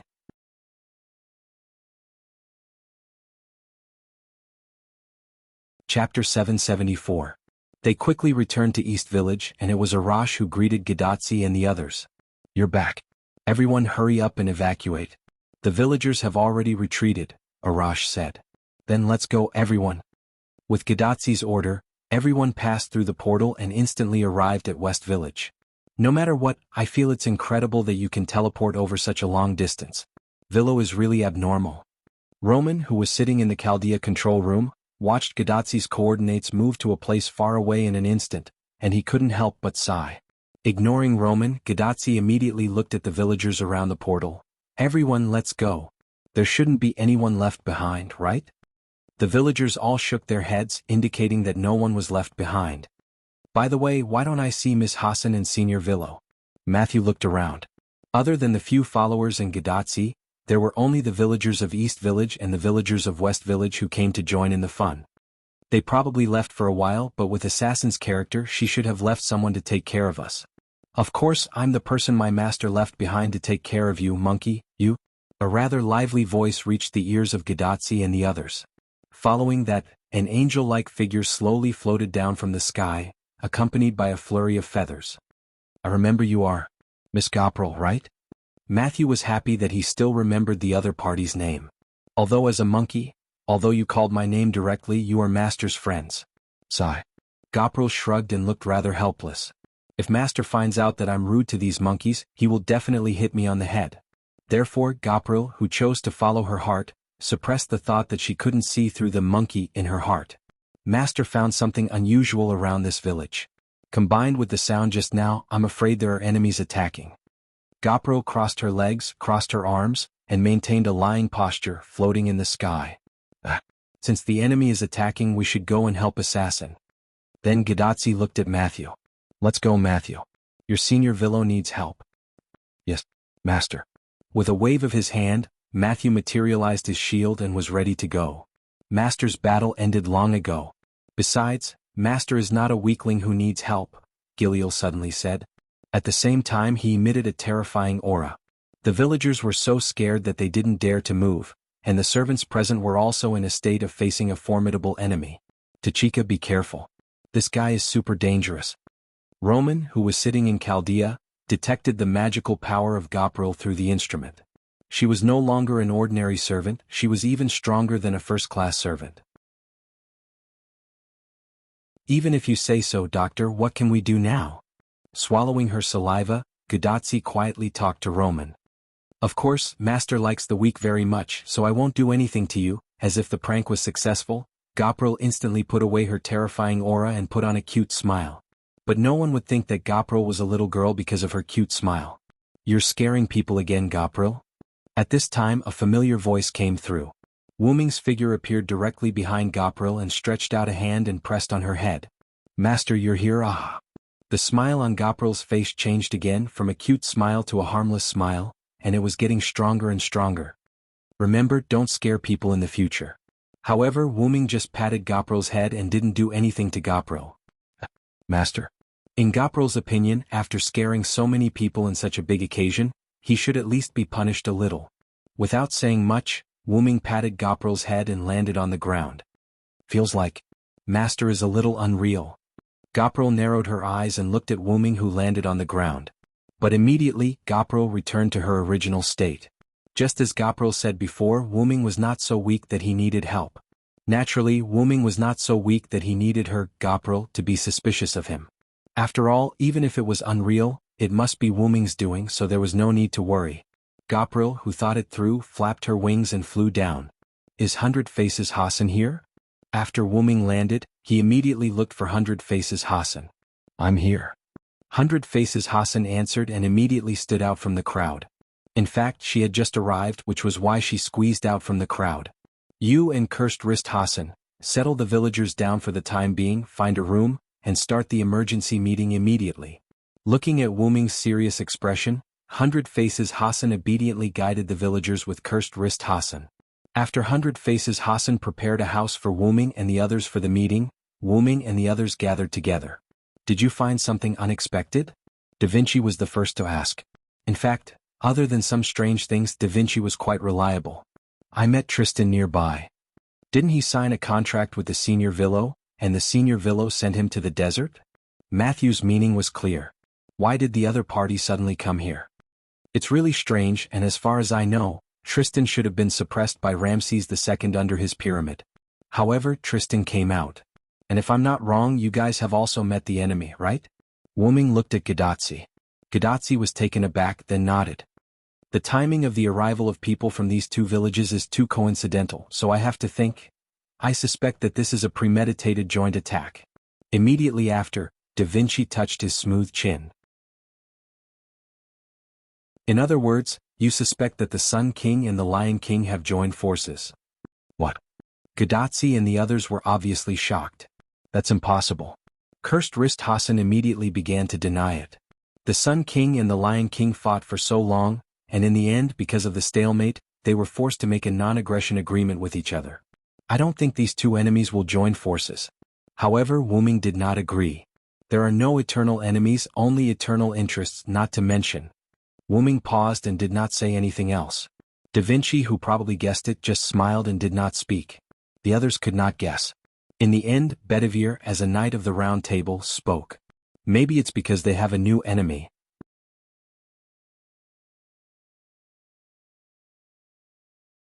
Chapter 775. I think Bedivere is right. I think so too. The think tank, Da Vinci, nodded and told everyone his guess. Previously, the Sun Monarch and the Lion Monarch fought as equals mainly because the third force, the Mountain Folk, was too weak. Although it wasn't nice to say that, it was an established fact. But now there's a new force, which is the new force of angels summoned by the Vilo himself. Those angels aren't as weak as the mountain folk, so they naturally pose a threat to the Lion Monarch and the Sun Monarch. As such, the polarization between the Lion Monarch and the Sun Monarch has collapsed. Although the triangle was indeed very sturdy, it shouldn't be forgotten that although the mountain folk were weak, they were still considered the third force. The sturdy and stable triangle had a fourth force in the middle, which directly broke the stability of the triangle. But in that case, shouldn't the Sun Monarch and the Lion Monarch attack the Assassin's angels? Why are they looking for trouble with the mountain folk? Gadotsi couldn't understand this point. Regarding this point, Wuming spoke. Actually, the skywing species, which are the angels you speak of, are now hovering above the village with a bont. Sigh. Everyone exclaimed and subconsciously raised their heads. Due to the cover of the roof, they couldn't see outside. But even without the cover of the roof, Gadotsi and the others probably couldn't see a bont 10,000 meters above the ground with their naked eyes. However, these people subconsciously raised their heads to express their shock. Before coming here, a bont carried me past the holy city, so it's not unreasonable for the Lion Monarch to know that the skywing species are here. Therefore, the Sun Monarch and the Lion Monarch teamed up not to deal with the fourth force, or rather not entirely. They could also wipe out the mountain folk while they were at it. Wait, doesn't that mean that the location of this village is also exposed? Gadotsi was shocked. I'm afraid so. Wuming did not think that the Lion King did not know the location of this village. Even the East Village, which was more hidden than the West Village, had been discovered. There was no reason why the West Village had not been discovered. Although that is the truth, fortunately, Tristan has already left the stage. Holy City has lost another fighting force. This was Wuming's assurance after personally sending Tristan off. Moreover, now that we are all here and Abanti is still in the sky, even if the Lion King uses the Holy Spear to attack, it won't have much effect. This can be considered a piece of good news amidst the misfortune. Sitting in Chaldea's control room, Roman leaned back and sighed. Things were getting more and more chaotic. Then what should we do now? Should we attack the Lion King directly or change our plan? Cursed Wrist Hassan said as he looked at Wuming, who had vaguely become the backbone of the entire team. Change the plan is certain, but we can't change it at will. After Wuming finished speaking, he crossed his chest with one hand, touched his chin with the other hand and began to think. Wuming had begun to doubt whether what the Sun King said to him was misleading him. Perhaps, Wuming was completely deceived by the Sun King's uninterested in anything look. Why don't we split up? Gadotsi suddenly said. Wuming looked at Gadotsi. After all, Gadotsi had also experienced 5 singularities. She was almost a master who could take charge of the situation on her own. Since she made a suggestion, he had to listen to it. Assassin, you should be able to take your angels to attack the holy city. Then, I will take the remaining servants to the desert to find the Sun King. However, as soon as Gadotsi finished speaking, Wuming denied it. No, you can't beat the Sun King. As long as his shrine is still there, he will not die. Not to mention how huge his shrine complex is, it is not easy to destroy it. Ramses II still has the avatar of the sky god around him. Although Nidicles looked very weak, so weak that she was almost kidnapped by Hassan, she was still a character that could not be underestimated. At that moment, Da Vinci suddenly interrupted. The enemy we encountered had the help of a caster servant. There shouldn't be any powerful caster in the holy city, right? After all, they were all knights. In the face of Da Vinci's question, Wuming answered truthfully. The only person with the potential of a caster is a berserker. Although she can also use the caster's power, from the perspective of her identity, it should be impossible for her to follow the army. So, in the East Village, the caster who helped the Holy City's team should be Miss Nidicles. Matthew felt that he should have guessed correctly. After all, it was a cooperation. The Sun King sent someone, Nidicles, to the Lion King, and the Lion King also sent someone, Tristan, to the Sun King. And it also explained why Tristan came to the West Village near the desert. This was a cooperation, wasn't it? Even if Nidicles is not on the Sun King's side, Ramses II, who has the blessing of the Great Shrine, is not something you can deal with. Even if it was Wu Ming, it would be quite difficult for him to defeat Ramses II with the blessing of the Great Shrine. Even Wuming was quite difficult, let alone others. That was why Wuming was not optimistic about Gadotsi. There was no other way. Wuming had a lot of servants, but they were not elite. But looking at the Lion King and the Sun King, even if their subordinates were dead, they were still very strong. What's more, their subordinates were not dead yet. So, how about we attack the holy city, and the senior Villo go to the Sun King's side? Matthew said. Since they couldn't do it, then Wu Ming should do it. However, Wu Ming shook his head. No, I have something to confront the Lion King face to face and… Wu Ming paused. The Lion King is not someone you can defeat. You may not be able to pass Gawain's test alone. Well? Matthew sighed. What should they do? In fact, Wu Ming had a way. After all, he had already used that, but he wanted to see how Gadotsi would choose. When Wu Ming was at his wit's end, Gadotsi suddenly thought of something. By the way, what about Wang Hassan? When Gadotsi said this, everyone also reacted. Yes, Gadotsi and the others did not go to Wang Hassan to travel, but to ask for help. Since Gadotsi and others returned safely, and they also got the approval of the first Hassan, then the first Hassan would definitely help Gadotsi. Although Wang Hassan didn't say how to help us, he said that as long as we encounter difficulties, he will definitely come to help us. Gadotsi's eyes were quite firm. She believed that Wang Hassan would not go back on his words. But I don't think it will work.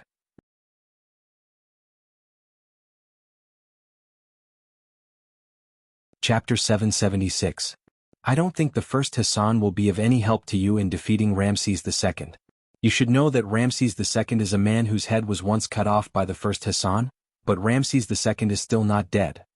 He relied on his great shrine to reconnect his head and body. What? Cursed Wrist Hassan, Hundred Face Hassan, and Tranquil Hassan were all surprised. Even the first Hassan can't do anything to the Sun King? On this point, Wu Ming did not reply. The first Hassan did not kill people at will, but since he had made a decision, he would listen to the instructions of the evening bell and carry out the assassination. But if the assassination failed, the result would be like now.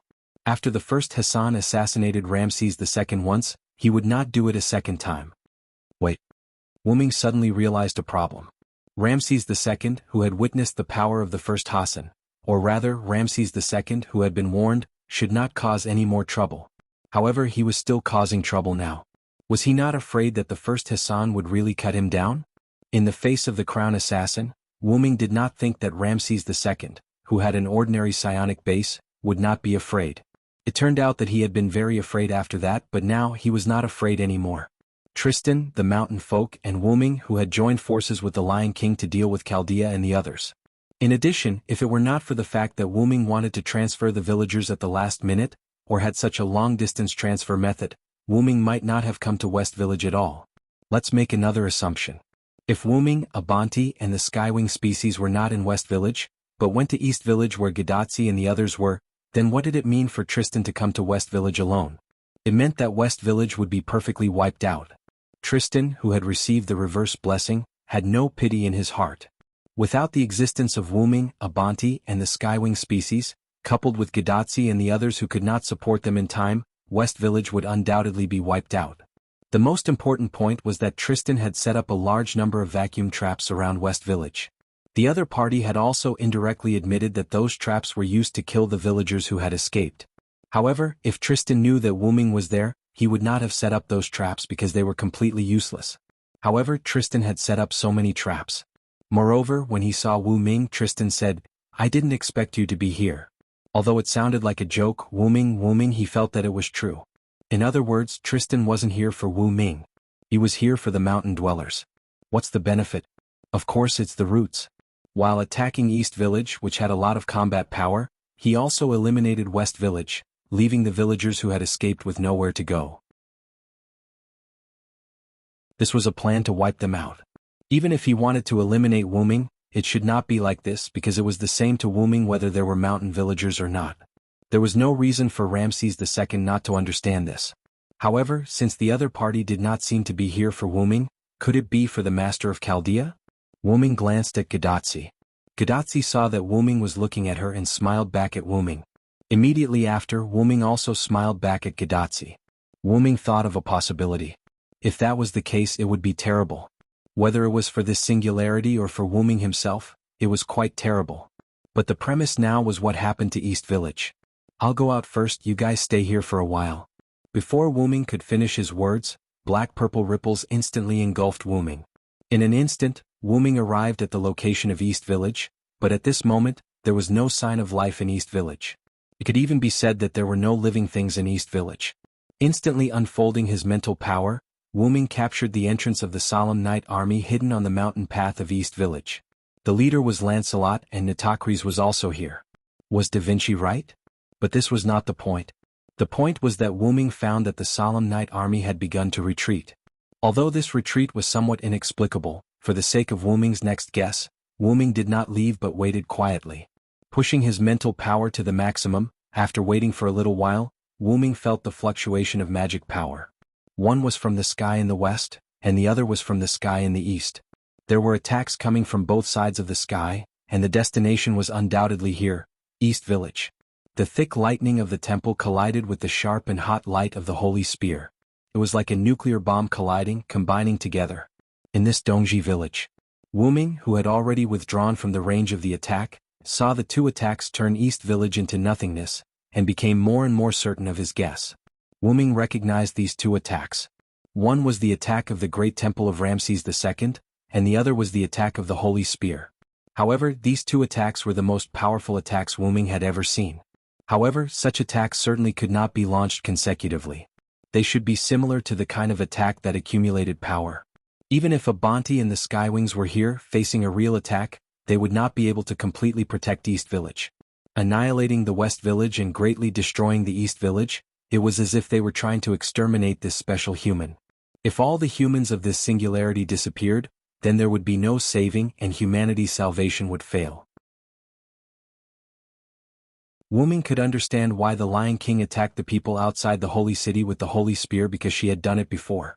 The holes in the ground were an example. Those in the holy city were good people, so those outside the holy city were bad people. Using the holy spear to slaughter the bad people was equivalent to preserving the purest human beings. However, Ramses II's approach was quite outrageous. However, if the other party was not Ramses II but Gidea's people, then everything would be fine. Gidea's priority was never to kill Wu-ming but something else. Wu-ming was just the most threatening stumbling block for Gidea. Basically, as long as it was a singularity with Wu-ming, there would be traces of Gidea. In Winterwood, Floros wanted to attack Wu-ming, but he was killed by Wu-ming. In North America, Gidea personally created a few holy grails in order to increase the difficulty for Wu-ming and Chaldea. In the end, who would have thought that the forces who obtained the holy grail were still no match for Wu-ming, and one of them was even given away for free? And now, at this singularity, the appearance of the Lion King was not Gidea's doing, so his doing should be Ramses II, who previously held the holy grail. Although Wu-ming felt that Gidea should still be recuperating, it was the same to send his subordinates. Therefore, Wu-ming was guessing whether Ramses II's sudden betrayal was caused by Gidea or Gidea's subordinates. Or rather, was Ramses II still Ramses II now?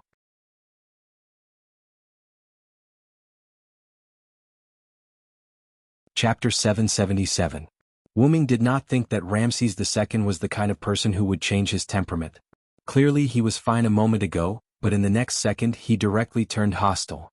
More importantly, the primary purpose of Ramses II at this moment had become to destroy the singularity and accelerate the collapse of the singularity.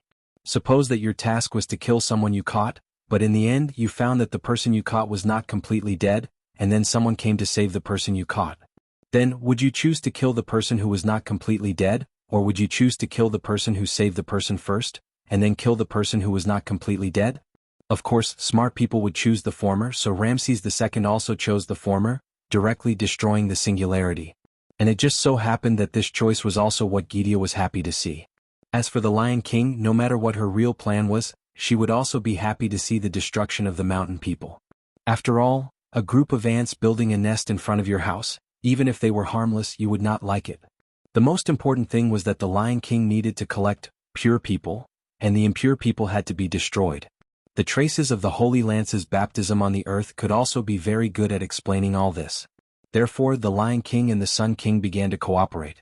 The Sun King released Tristan and let him destroy West Village, while the Sun King lent Nitocris to the Lion King.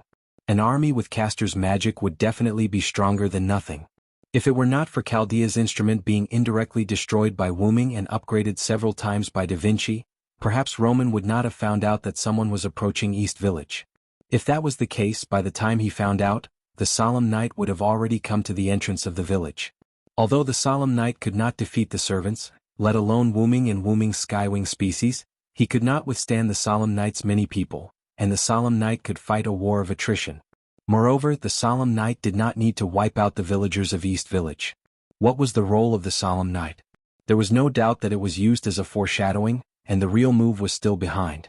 The real move was Wu Ming's nuclear bomb baptism that he saw with his own eyes. The nuclear bomb baptism directly razed Dongji village to the ground. If everything went according to the original plan, Tristan would have already destroyed the West Village by then. Therefore, it didn't matter whether he destroyed the people of the East Village or not. Through this, Wu Ming also understood why only Tristan was loitering around West Village. It was because there was no need to send too many people. Tristan alone was enough. According to the original plan, after the villages on both sides were destroyed, without a fixed residence, the villagers would not be able to survive for long. Don't think that just because you're a mountain dweller, you can live deep in the mountains. It's not like you're a non-human. Mountain dwellers are also human. There must be some who survived, but the number of survivors must be quite small. If the Lion King and the Sun King sent troops to search the mountainous areas, the people of the mountains would definitely be wiped out. Of course, all of this could only be carried out under the premise of going according to the original plan. Tristan being discovered by Wu Ming meant that this plan couldn't be carried out. Even if Wu Ming wasn't in the West Village, Agbont and Gopro would be enough to make Tristan suffer. However, what Wu Ming didn't understand was how the other side knew that there were only 2 villages in the mountain dwellers. And how did they discover and attack them almost simultaneously? Wu Ming still couldn't figure this out. However, if there were Gidea's people on the Sun King's side, or if the Sun King himself had been replaced by the demon god Pillar, knowing the specific location of the 2 villages wouldn't be too hard to accept. After all, it was Gidea. After obtaining the black soil, the other side was much stronger than before. Moreover, if the original Gidea wanted to replace Ramses II, it wasn't impossible. However, Wu Ming was quite optimistic about this. Looks like Gidea can't sit still anymore. Wu Ming smiled. After all, it was because he was worried that he took action again. However, the other side didn't expect me to discover Tristan. They also didn't expect me to be able to transfer the villagers of the East Village to the West Village. However, if they continued to wait, the other side might make a comeback. This wasn't what Wu Ming wanted to see. As the saying goes, offense is the best defense. Even if the plan of Wu Ming's group was disrupted, because of Wu Ming, the other side's plan was also disrupted. Next, it would depend on who made the first move. Then let's go back first. Wu Ming said. Gadotsi and the others were probably anxious from waiting. With a wave of his hand, Wu Ming opened a teleportation gate and directly went in. In an instant, Wu Ming returned to the temporary meeting room in the West Village. As soon as Wu Ming returned, Gadotsi immediately pounced on him. Assassin. We have a way to deal with the Sun King.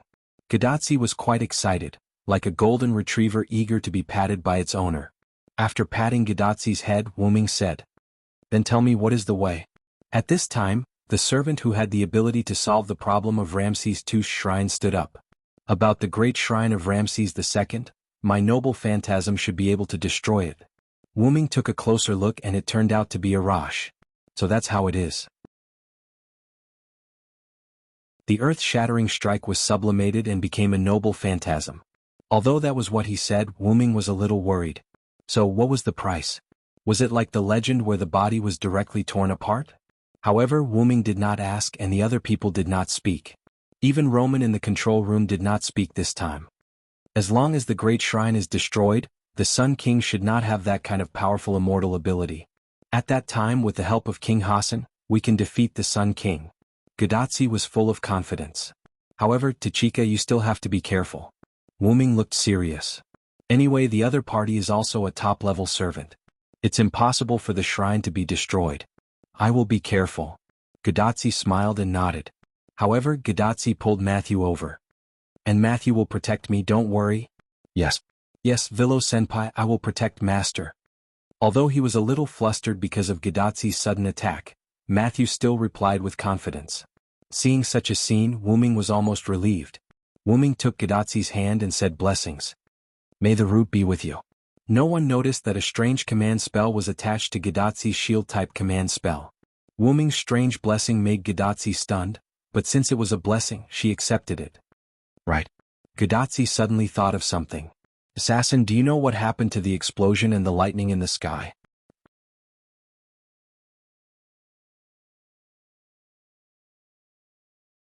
Chapter 778. Of course I know, and this has a lot to do with me verifying whether my guess is correct. Afterward, Wu Ming looked around at everyone. Do you want to listen to my analysis? In this regard, everyone gave the same answer. Of course. Afterward, Wu Ming told everyone about the explosion of East Village, the joint attack of the Sun King and the Lion King, and Wu Ming's own conjecture. Of course, Wu Ming replaced the part about Gideon with the part about the Magic King. After all, in the eyes of Matthew and the others, the Magic King was the culprit. Roman, who was sitting in the Chaldea control room, sighed for a minute. Because Wu Ming had already sorted out his thoughts, he spoke very quickly. In other words, we are now attacked from both sides. Although the situation was very bad, Da Vinci could still laugh. As expected of Da Vinci's kin. After listening to Wu Ming's explanation, Matthew looked incredulous. This is too. The Sun King, who was originally neutral and had indirectly helped them, suddenly joined forces with the Lion King and launched such a powerful attack on them. This not only made Matthew somewhat unacceptable, but Gadazzi was also surprised. Of course, these are just my guesses. No one said that this is right. Wu Ming shrugged. Although Wu Ming said so, but, according to the Villo's logic, this is probably the case. Roman, who was in the Chaldea control room, said regretfully. Indeed, everything that is happening now is basically the same as the Villo's conjecture. It can't be denied even if you want to. Da Vinci still said in a relaxed tone. If the Magic King came in person, that would be terrible. Matthew was quite worried. Don't worry, Matthew, the Magic King can't come in person. Da Vinci's words made him feel surprised. This was what Wu Ming had wanted to say. Da Vinci smiled faintly when he saw Wu Ming's astonished expression. We're just struggling at death's door. If the Magic King wants to wipe us out, he can easily do it. Plus, he said that we can't be considered a threat if we haven't dealt with the 7 singularities. Why would such a proud Magic King lower himself to come here? Geniuses were indeed geniuses. Their understanding was also different from ordinary people. After hearing Da Vinci's words, I suddenly feel much more at ease. Gadazzi patted her chest and took a deep breath. Actually, if one thought about it carefully, this was indeed the case because that was without Wu Ming. If not for Wu Ming, Tristan would not have gone to the Sun King's place. If not for Wu Ming, the Sun King would not have been suspected of being possessed and betrayed. Wu Ming felt that these 2 points were very important. If not for him, perhaps Gadazzi and the others would have a smoother time. However, at this point there were no ifs. Therefore, Wu Ming was still very worried. Compared to your focus, I'm more surprised that the Ramses II mentioned by this guy has been replaced. 100 Faces Hassan also spoke. After all, 100 Faces Hassan was a Hassan from a village near the desert. Although she did not have a direct conflict with the Sun King, she had witnessed the Sun King's power. He was a powerhouse full of majesty and dominance. This was as shocking as Afu suddenly saying that she was actually a real girl and even showing that she did not have a big treasure. It's indeed a little unbelievable. Cursed Wrist Hassan also nodded. I'm just guessing. The truth can only be determined after seeing the person in person. Wu Ming shrugged, indicating that he was innocent. No matter what the truth is, all of you need to be 120% vigilant. This was the only point that everyone must be clear about. Understood. Gadazzi saluted Wu Ming, indicating that she understood. Nodding, Wu Ming looked at everyone. There's no time to lose. Everyone, let's go now and try to fix this singularity today. Can it be so fast? Roman was quite surprised. Not to mention rushing, even fighting would take some time. Of course it can be so fast. After all, I'm here. Wu Ming snapped his fingers. In an instant, a dark purple portal opened under Gadazzi's feet. Ah, senpai. Accompanied by Gadazzi's scream and Matthew's wail, Gadazzi disappeared instantly. But then Gadazzi fell from the portal that appeared above Wu Ming. However, Wu Ming carried Gadazzi in a princess carry. Whoa. You really scared me, assassin. Gadazzi hugged Wu Ming's neck and acted coquettishly. This made Hassan, who had been quiet on the side, quite jealous. I'm sorry, Wu Ming said apologetically. He only wanted to make a small joke. And Matthew also breathed a sigh of relief. Phew, senpai is fine. Senpai Villo, don't make such jokes in the future. In the end, Matthew puffed up his cheeks and looked at Wu Ming rather angrily. If Lancelot was here, he would probably have a nosebleed. Wu Ming thought so. Then Wu Ming put Gadazzi on the ground, walked to Matthew and put his hand on his little head. I'm sorry, I won't be so sudden next time. Forgive me, my dear junior. Okay. Matthew nodded with a flushed face. He couldn't help it. Wu Ming's smile was too lethal. Gadotsi immediately ran over and separated Wuming and Matthew, and hugged Matthew protectively in her arms. Okay, don't bully my Matthew really." Although that was what she said, Gadotsi actually had a coquettish look on her face which was quite pleasing. "Well, can we get back to the topic?" As an honest person, Cursed Wrist Hassan raised his hand. Wuming smiled awkwardly and then became serious. "As you can see, I can connect the places I've been to. I've been to Ramses II's Grand Temple, so I can create a passage that leads directly to the vicinity of the Grand Temple." Wuming had been to Ramses II's place, so there was no problem in building a portal here. Everyone nodded in agreement. Everyone was quite satisfied with this direct home invasion move. But at this moment, Cursed Wrist Hassan asked again. "Don't you need to leave a few servants here? I'm still worried about the safety of this village. If they all left, what if the enemy attacked again?" This was also very likely. "Direction Abant won't leave." Wuming pointed to the sky. Cursed Wrist Hassan did not speak and seemed to be thinking. "Don't worry, Cursed Wrist, that big guy is still very reliable." As Abant, who had guarded the village for a while, 100 Faces Hassan was quite satisfied with Abant. Since 100 Faces Hassan said so, then okay. Cursed Wrist Hassan compromised, and the last one to speak was Gadotsi. As the master of the servants, she began to cheer them up. "Good. Then everyone, the final battle is about to begin."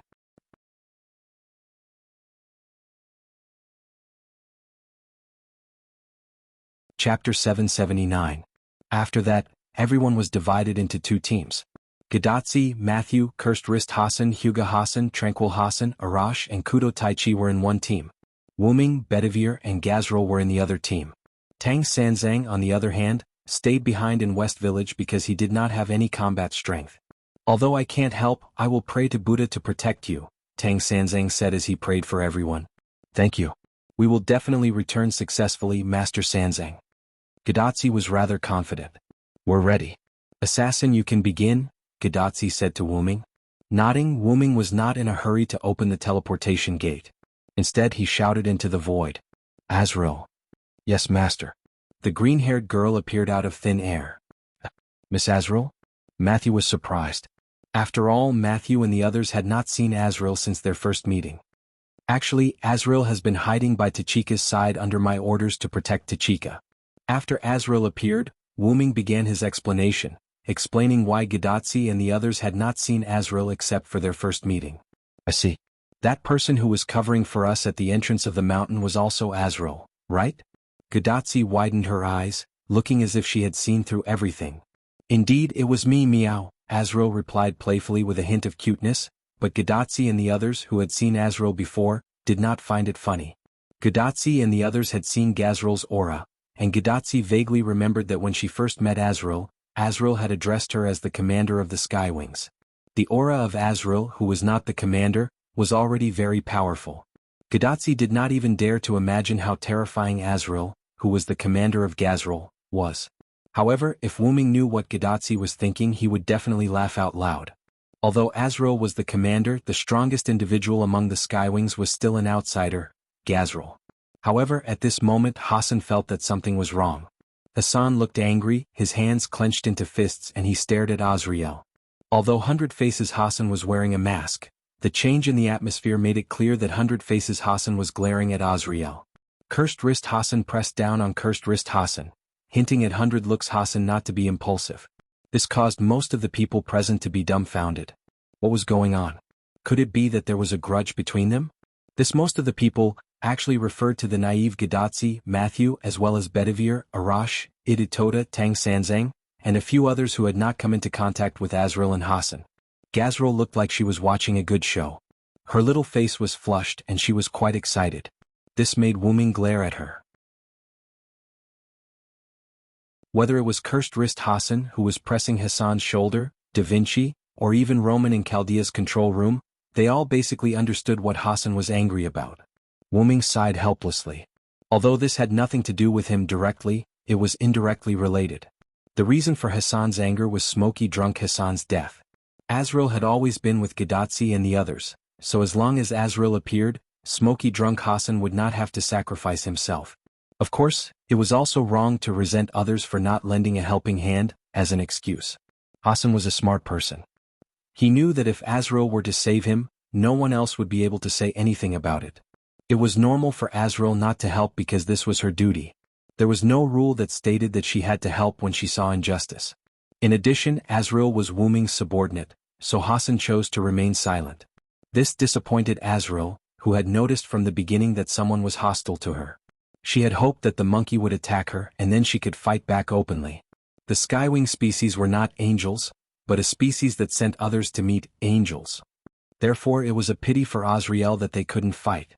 In the corner, quiet Hassan put his hands on his chest and heaved a sigh of relief. Although she didn't know what had happened between Hassan and Azrael, she didn't want to cause internal strife. On one side was her compatriot, and on the other side was the subordinate of someone who was not afraid of her poison. It could be said that quiet Hassan was the last person who wanted to see Hassan and Azrael get into a conflict. "That's great, Servillo." Looking at Wu Ming's back, quiet Hassan prayed silently. Wu Ming did not pay attention to quiet Hassan. When he saw Hassan loosening his clenched fist, Wu Ming knew that this matter was not going to get out of hand. It was not that Wu Ming was gloating. It was quite unfavorable for them to have internal strife so close to the final battle. "In short, I will let Azrael go with you. Azrael, it's the end, so don't be stingy with your magic power. Just do it." 100 Faces Hassan did not pursue the matter, and Wu Ming would not mention it again. It was better to just turn the page. "Yes, master." Azrael bowed slightly and accepted Wu Ming's words. "Then let's go." Seeing that the atmosphere had inexplicably returned to normal, Gadotsi did not try to find out what had happened as long as everyone was fine. "Then let's begin." Wu Ming finished and snapped his fingers. Pa! The portal instantly appeared in front of Gadotsi. The black-purple ripples were like a black hole, spinning as if to suck Gadotsi in. "Why do I feel a little scared?" Gadotsi smiled awkwardly at Wu Ming. "It's not the first time you've experienced my portal. What are you afraid of?" Wu Ming smiled helplessly. "Let's go, senpai, I will protect you." Matthew conveyed his faith to Gadotsi through his firm eyes, which made Gadotsi not afraid. With Matthew around, it really makes people feel very at ease. Gadotsi hugged Matthew and rubbed against him. Matthew's face became rosy, but he did not refuse Gadotsi's closeness. What a beautiful sisterly relationship. Most of the people present thought so in their hearts. However, Wu Ming only felt that Tachibana's power was great. Then Gadotsi and Matthew entered Wu Ming's black-purple portal side by side. He was followed by Cursed Wrist Hassan, 100 Faces Hassan, and Tranquil Hassan. The last ones were Arash and Kota Saito. "Then Master, I'll go first, meow," Azrael said and jumped into the portal. "Then it's our turn next." Wu Ming looked at Bedivere and Jillian.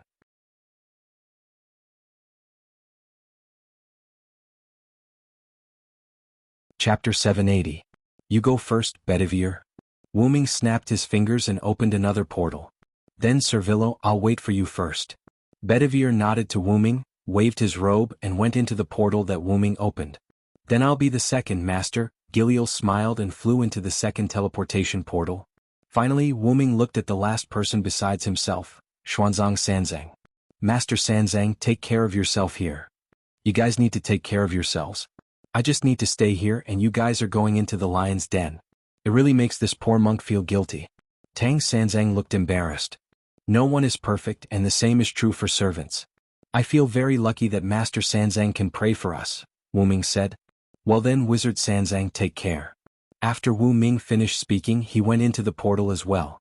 However, the portal that Wu Ming entered seemed to be, Hey, you chose the wrong portal." However, the portal was still closed, leaving Tang Sanzang howling there alone. "Forget it. Anyway, this portal's ability is his. He should come back if he notices that something is wrong." Tang Sanzang sighed. Walking to the window, Tang Sanzang looked at the blue sky, lowered his head and prayed. Amit Ba. Indeed, Wu Ming entered the first portal last, which meant that the portal that Wu Ming entered was the Sun King's side. However, that was not because Wu Ming chose the wrong portal, but because Wu Ming had deliberately chosen it because Wu Ming had already started a war with the other side in the Holy City. Skywing species surrounded the gate of the Holy City, arranged in 3 rows in the sky, and the magic power in their hands was constantly surging. Wu Ming floated behind the 3 rows of skywing species, looking down with his hands crossed in front of his chest. Whoosh! The first row of skywing species launched a ball of magic power at the gate of the Holy City like a cannonball, causing a big explosion. Boom! Immediately afterward, the skywing species in the first row immediately floated up and retreated to the back of the third row. They began to reorganize themselves and became the new third row. As for the second row, they took a step forward and replaced the first row as they launched their attacks. Because they were charging up while the original first row was attacking, the damage dealt by the new first row was particularly obvious. Boom. As for the new first row, after releasing their attacks, they floated up to the current third row, which was behind the original first row, and began to repair themselves. The original third row had now become the first row. Because they had begun accumulating power when the first row released their attacks, they were now able to directly launch their attacks. The power of their attacks was still not bad compared to the first row. Boom. Immediately after, this row retreated to the last row and began to reorganize. The original first row became the first row once again, and because they began to accumulate power when the first row launched their attacks, they could also directly release their attacks now. In this way, the three rows of skywing species repeatedly attacked the holy city below without stopping. That's right. This was the simplest three-section formation. Through the alternation of the three rows, they could instantly release attacks that couldn't be released instantly without stopping. Moreover, it was a highly concentrated attack. However, because the ordinary skywing species were berserker, it could be said that they couldn't even use such an ordinary formation. All of this was actually under the command of Wuming. With the contract as a link, Wuming had no problem giving some tasks to the skywing species as their master. Wuming was now rather helpless about the skywing species becoming berserkers. It was quite disadvantageous for a social creature to become berserkers because the advantage of social creatures was cooperation. One couldn't expect a group of berserkers to cooperate with each other. Fortunately, the skywing species still obeyed their master's orders as servants, so Wuming had no problem commanding the skywing species in battle. The three-section formation kept firing, and with the skywing species in the air, the people of the holy city couldn't show their faces at all. This made things difficult for the gatekeeper, Gawain. Damn it! Is the enemy's magic infinite? Gawain, who was leading a group of solemn knights to hide behind the holy city's gates, was depressed. Although Gawain's combat strength had increased threefold under the sun, he wouldn't foolishly charge into the sea of cannons and take the damage. What if he died? What should he do? However, it turned out that the enemy's magic wasn't infinite. The magic cannons outside stopped. It couldn't be helped. If this continued, the three rows of skywing species would run out of magic power and leave. However, Wuming still had several thousand skywing species behind him, so he wasn't afraid of the enemy at all. However, Wuming could tell from the skywing species cannons that the holy city wouldn't be blown up so easily. Pure magic cannons wouldn't work at all. Thus, after the three rows of skywing species in front of Wuming stopped attacking, Wuming didn't continue sending the skywing species behind him to attack. With a snap of his fingers, a dark purple portal opened, and the three rows of skywing species in front of Wuming flew in an orderly fashion. The other side of the portal was inside Abin's body. Although the skywing species had descended as servants, and their magic power was exhausted or killed, it wouldn't affect their main body. Wuming still didn't want anything to happen to them. If he had the ability to protect his subordinates, why wouldn't he do it? Wuming had a wicked taste, but it was also divided into different aspects. The three rows of skywing species all entered the portal, and suddenly, a portal appeared beside Wuming. Bedivere walked out with an expression that said, "The wind is blowing and the water is freezing." Then he began to fall. This gave Bedivere a fright. Why was the exit in the air?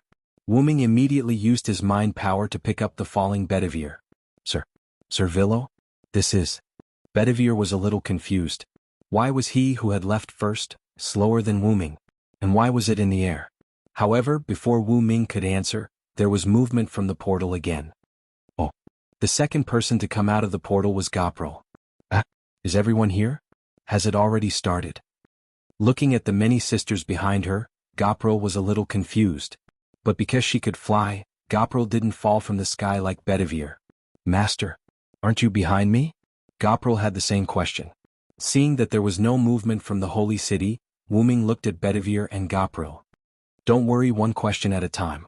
Then Gopro beat him to it. Me first. Question, why are there two masters?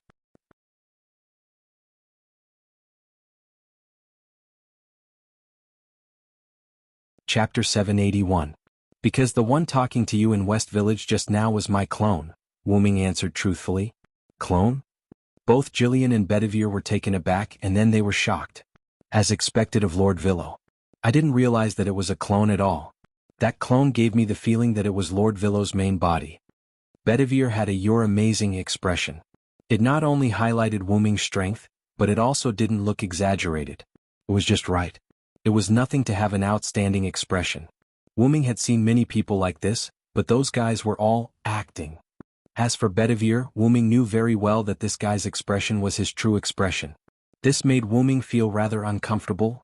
That's one of the god's authority I obtained in the other world. A perfect clone. Except for the extremely special ability that can't be replicated, the clone is exactly the same as the main body. This authority was naturally Wu Ming's 12 clones dependent incarnation. However, the dependent incarnation had already been used by Wu Ming when he summoned the Skywing species, so why could he continue to use it? This was thanks to the Dragon Seed incarnation. The Dragon Seed incarnation mainly gave Wu Ming the ability to dragonize, but Wu Ming was a dragon himself, so this ability was slightly useless. However, there were no useless abilities, only poor users. Wu Ming had long discovered that the Dragon Seed incarnation could give the user an extremely strong physique. Whether it was physical fitness or magic power, they were all unprecedentedly improved. It was especially effective when combined with Giant Incarnation, Phoenix Incarnation, and other avatars. Therefore, Wu Ming wondered if the Dragon Seed incarnation could be used to strengthen other avatars. After Wu Ming experimented, he found that this idea could be done. Because of Tristan's appearance in West Village, Wu Ming already had doubts about Ramses II. After sending Tristan off, Wu Ming was not in a hurry to go back. Instead, he studied how to strengthen the Dragon Seed incarnation to other incarnations to see what effect it would have. Wu Ming decided to strengthen the Dragon Seed incarnation on his dependent incarnation, which allowed Wu Ming's dependent incarnation to revive. Because it was a degraded version of the avatar ability, each avatar could not use it again after using it once. This was the reason why the dependent avatars could not use it again. However, the unexpected surprise of the Dragon Seed incarnation had resurrected the dependent incarnation. Although the Dragon Seed incarnation could not be used, it was not a big deal. Although it was cruel to say that the Dragon Seed was not very useful to Wu Ming. After that, Wu Ming's doppelganger returned to West Village and discussed with Gadatsi and the others. As for Wu Ming himself, he directly went to Holy City and launched an attack on it. In any case, no matter how the doppelganger was grouped with Gadatsi, Wu Ming would definitely be among the people who came to Holy City. Therefore, Wu Ming came ahead of time. Moreover, Wu Ming and the doppelganger were still connected. Although they could not share images, they could at least exchange information. In addition, the doppelganger and the main body were the same person. Wu Ming was not worried that the doppelganger would mess things up. I see. That's why I felt that the doppelganger master was a little illusory. Gopral completely understood what was going on. Instead, it was Silent Wonder who looked at Gopral in surprise. Even his own mother would not be able to tell, yet Gopral, a mere Skywing species, was actually able to see the clues? Could it be that the Vitality incarnation ability in Gopral's body made Gopral and Wu Ming's dependent incarnation have a little mutual encouragement? Wu Ming felt that this should be the case. Sir Villo, have you already started a war with Holy City?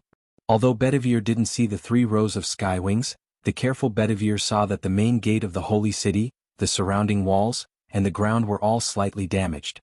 Even the radiance of the Holy City had dimmed a little. I have the advantage in numbers. Why would I fight Gawain alone?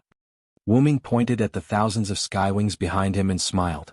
Although there were not tens of thousands of them, they still numbered in the thousands. Bedivere was a little helpless. He did not expect Sir Villo to still have such a personality. Alright, it's just a joke.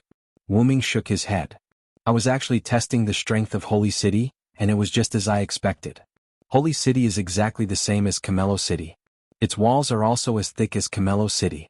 Wu Ming spread his hands. Wu Ming thought of Matthew's noble phantasm, which was as indestructible as the walls of Holy City in front of him. In this case, there's really no other good way except to start from the gates. As a knight of the Round Table, Bedivere naturally understood the power of his own city walls. Wu Ming also tried an air raid, but it did not succeed. Just like what he saw a few days ago, a layer of light covered the sky above Holy City. It was the light film emitted by the Holy Spear, which seemed to be specially designed to defend against aerial units. The Skywings could not enter at all. In that case, this gate of Good City will be broken by my noble phantasm. As Wu Ming spoke, he took out the meteor silver from the golden ripples in the void. Meteor silver splendor, X silver meteor, level, EX type, evil noble phantasm distance? Maximum catch? This was a treasure created by the planet's suppression. The Holy Star Sword, which had truly been released from its restrictions, had the effect of determining the target as evil. As long as it had the definition of the user's enemy, or someone who must be defeated, it would be marked with the evil attribute by the Holy Sword. The target of the determination was both a person and an object. Even concepts such as space and time could be included in the determination. Ever since the meteor silver had been consecrated by the suppression, after the transformation, it had gained this powerful noble phantasm. It was with this noble phantasm that the fledgling Wu Ming successfully defeated the other party in the battle with the Indian demigod Karna. However, it was only a narrow victory. Karna was mainly completely shrouded in the aftermath that could not spread out. To put it simply, he was affected by the aftermath. Karna, who had unleashed his most powerful attack, had lost his invincible armor, and had been affected by the aftershock of the collision between his most powerful attack and Silent's most powerful attack. How could he not be forced out of the arena? And Wu Ming still had armor and recovery potions at that time, so naturally he could survive more than Karna. Back to the main point, the main effect of Wu Ming's noble phantasm was to determine the target of the attack as evil, and then he would launch the attack. At that time, Wu Ming, who was fighting Karna, had used this noble phantasm more like a light cannon than an evil judgment. That was why he had won by a narrow margin. However, Wu Ming was no longer immature now. He could fully unleash the true power of this sword.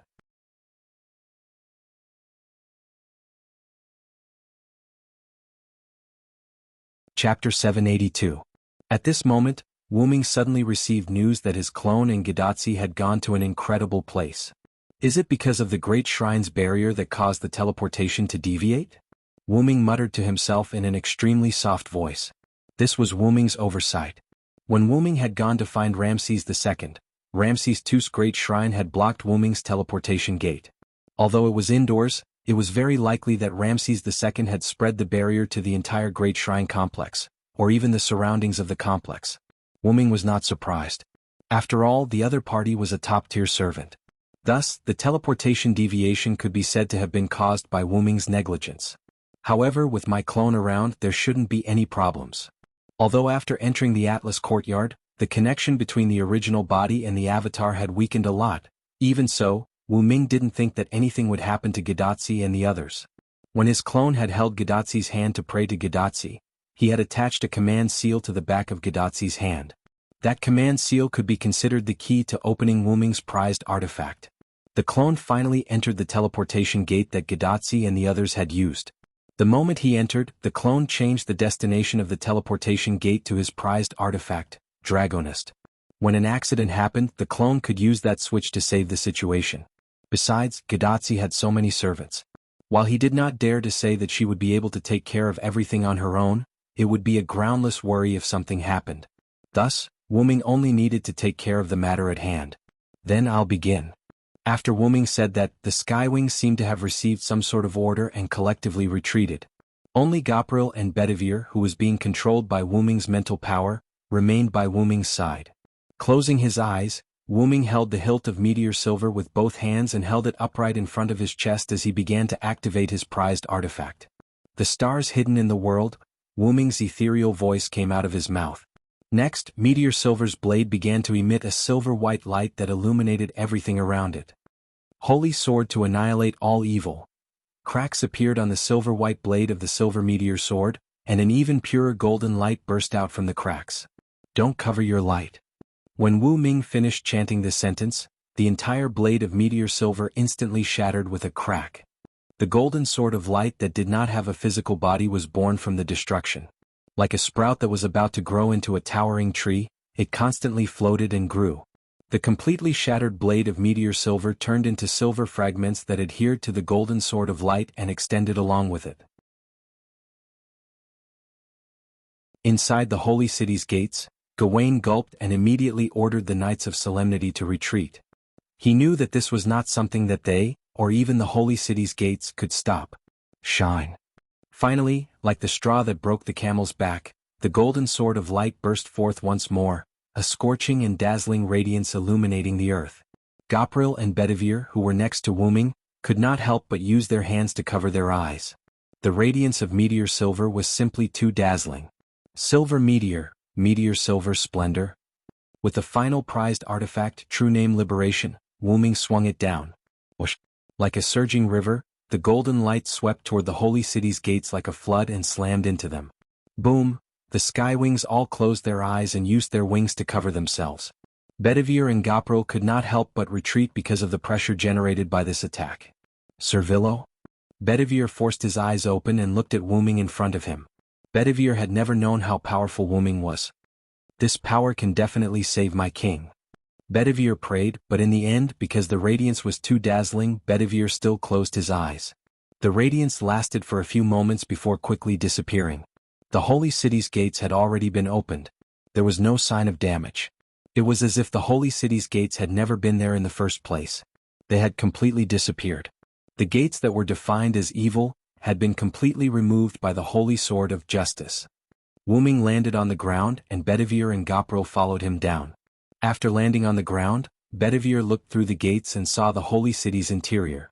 The trees were neatly trimmed and it did not reduce its beauty. The ground was all stone without any trace of dust. Moreover, the roads were very neatly planned, and even the buildings were bright white as if they were made of marble. Bedivere could even vaguely see a fountain through the gates. Everything was so beautiful that it was practically an ideal city. Although it was very much like Camelot, it was even more beautiful than Camelot. Bedivere had already begun to understand why people who were not pure could not enter. Letting evil people step into such a beautiful city was simply a stain on it. Of course, it might be better if one ignored the large number of solemn knights and Gawain who had begun to urgently assemble. "Are you ready, Bedivere?" Wuming asked Bedivere without turning his head as he looked at the solemn knights walking out of the gates. There was no doubt that Wuming was asking Bedivere if he was ready to rush into the holy city and face the Lion King. "Yes. Always ready, Servillo." Bedivere's eyes became firm as he answered Wuming with a firm tone. "Then let's begin, everyone." At Wuming's command, the skywing species curled into a ball in the sky instantly spread their wings and swooped down collectively, beginning the battle with the solemn knights. On the other side at Gadatsi's place, time jumped forward. A black-purple ripple appeared somewhere in the desert, and then a girl with orange hair and a girl with a shield appeared from it. These two were naturally Gadatsi and Matthew. Desert? Gadatsi was stunned. Although the Sun King was indeed in the desert, it was impossible for there to be any buildings around. Servillo said that he would teleport us to the vicinity of the Sun King's great temple, but I can't see any temples around. Matthew was also quite helpless. Could it be that we came to the wrong place?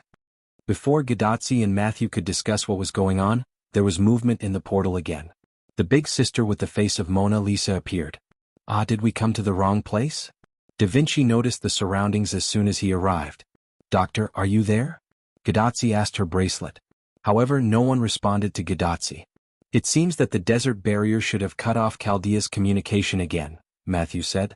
Although they were prepared for not being able to contact Chaldea, Gadatsi and the others still hoped to be able to contact him. "What should we do now?"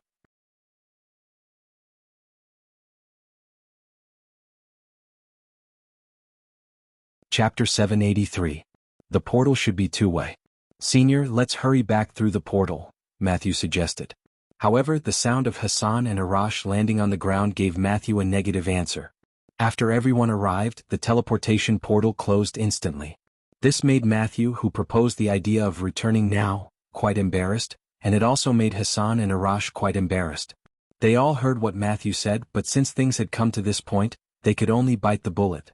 Hassan, who jumped out of the portal, landed on one knee. Maintaining the posture of kneeling on one knee, cursed wrist Hassan, like Gadatsi and Matthew, was full of doubts about the scene in front of him. Did we come to the wrong place? Although he did hear Matthew's words, cursed wrist Hassan did not know why Matthew wanted to go back through the portal. But now, cursed wrist Hassan almost understood. We should have come to the wrong place. 100 Faces Hassan stood up, took 2 steps and looked around. Quiet Hassan nodded slightly as if he knew her name. As the only archer, Arash made full use of the function of her telescope. The surrounding is a flat desert, there are no sand dunes and there are no traces of any buildings, Arash said. "What do we do now?" Arash looked at Gadotsi. Without Wu Ming, Gadotsi as the master was their leader. Anyway, the portal has been closed. Let's explore the surroundings and see which direction is the Sun King's territory. Immediately afterward, Gadotsi looked at Da Vinci. Only Da Vinci was a caster, and this time they had to rely on caster. It's useless to look at me. I have no problem figuring out the direction in the desert, but if you want to ask me, where are we now, it's really difficult. Sure enough, even the genius Da Vinci can't do anything about this. Matthew was a little disappointed. Mr. Hassan, can you tell where we are? Gadotsi looked at Cursed Wrist Hassan as well as his companions, 100 Faces Hassan and Tranquil Hassan. Although our Hassan is not afraid of the sandstorm in the desert, if we didn't come here ourselves, we wouldn't know where we are in the desert now.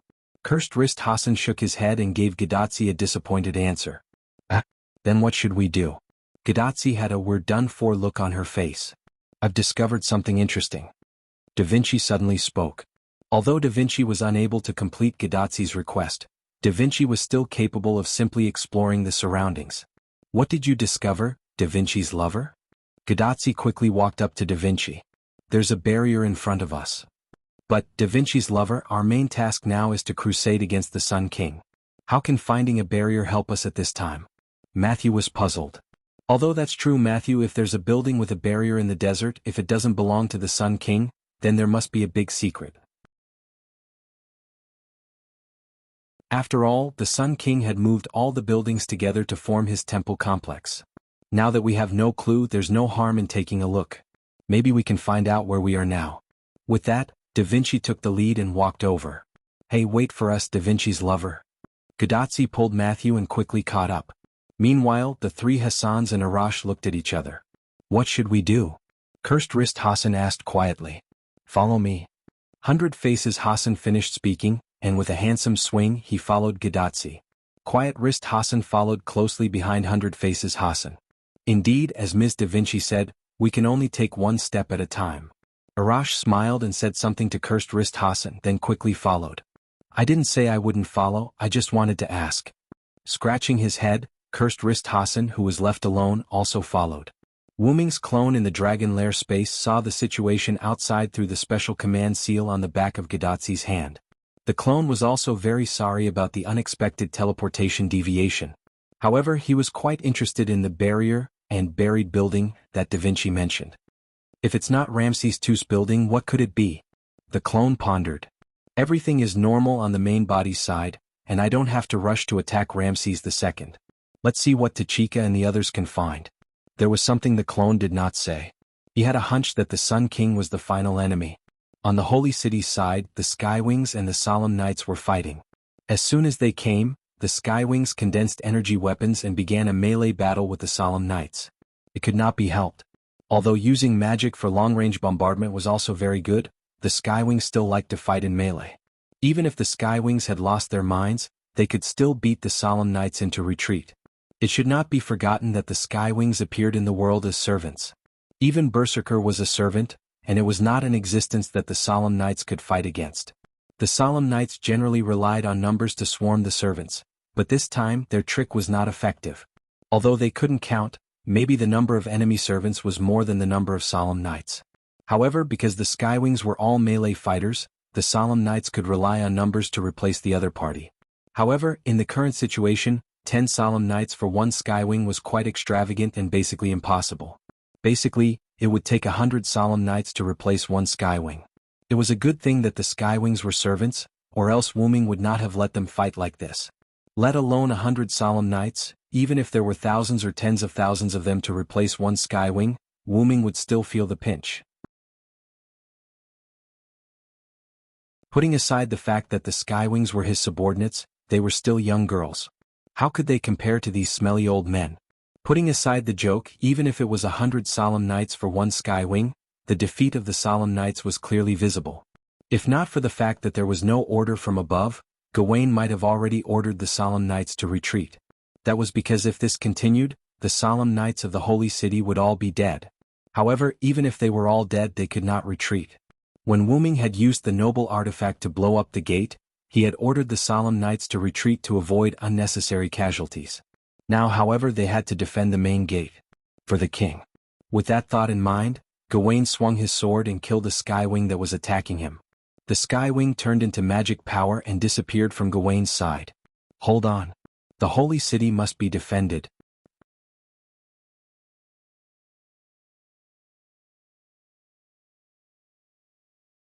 Chapter 784. Wuming and Bedivere stood at the back of the fighting army and watched. Gilio could no longer bear the excitement and had run to the battlefield to fight. The reason Wuming did not go up to fight was very simple. His ultimate goal was never to fight, but to charge into the holy city. There was simply no point in fighting. Fighting was a reward for the skywing breeds, so Wuming gave this reward to the skywing breeds who enjoyed fighting. Wuming glanced at the eager Bedivere and said, "What? What's wrong, Bedivere? Do you want to fight too?" "No, Sir Villo. I just feel that we shouldn't be idling here." Bedivere silently shook his head. Bedivere was a knight of noble character after all. Seeing his own people charge into the fray while he enjoyed the safety in the rear was something he could not bear. "You don't need to think too much, Bedivere. The skywing breeds are god-killing weapons. Fighting is what they like to do." Wuming then pointed at the skywing breeds closest to Bedivere and said, "Look." Bedivere looked over and saw that the skywing breeds in the midst of fighting was smiling. Not only that, but the skywing breeds around her were also smiling. It was clearly a berserker, but they were smiling. It was impossible to say that they were not happy, and this was a joy that came from their very bones. That's why having the skywings fight is actually a reward for them. Besides, as Wuming said this, he narrowed his eyes and looked at Gawain, who was constantly killing the skywing breeds. "We still have an even more important mission." The skywing breeds were truly very powerful, and the solemn knights could only kill 1 out of 100 of them, but that was only for the solemn knights. To Gawain, who had the knightless blessing, the skywing breeds that enjoyed fighting were not frightening. No matter how powerful a beast was, it was still a beast. Hunters always had a way to deal with beasts, just like now. The skywing breeds attacking Gawain swung their scythes at him, but Gawain dodged to the side. Due to inertia, the skywing scythe landed heavily on the ground. But because of this momentary inertia, Gawain's solar holy sword cut off the skywing's head. The headless skywing seed shook twice, turned into pure magic power and disappeared. The lack of rationality was the greatest weakness of the skywing species, while having rationality was Gawain's greatest advantage. Gawain was already annoyed by the constant bombardment from the skywing lifeforms. Now that the skywing lifeforms had stopped their bombardment and switched to close combat, Gawain was naturally happy to oblige. Although the solemn knight was retreating, it was still better than not daring to go out and fight with the enemy. Previously he would have died in vain if he went out. Now at least he could take a few enemies with him. Of course, even if they wanted to defend, there was no way to do so. The holy city's gate was gone, and there was no way to defend. After Gawain killed quite a few skywing species, the surrounding skywing species realized the threat he posed. The skywing species had indeed gone berserk due to their berserker class, but their instincts were still there. Just as the instincts of wild beasts told them that beast hunters were dangerous, the instincts of the skywing species told them that this golden-haired monkey wielding a white long sword and wearing white armor was very dangerous. Several skywing species swarmed forward, attempting to tear apart this threatening monkey from all directions. However, it was clear that this golden-haired monkey was not afraid of attacks coming from all directions. In fact, it was perfect for dealing with enemies coming from all directions. Excalibur Gallatin.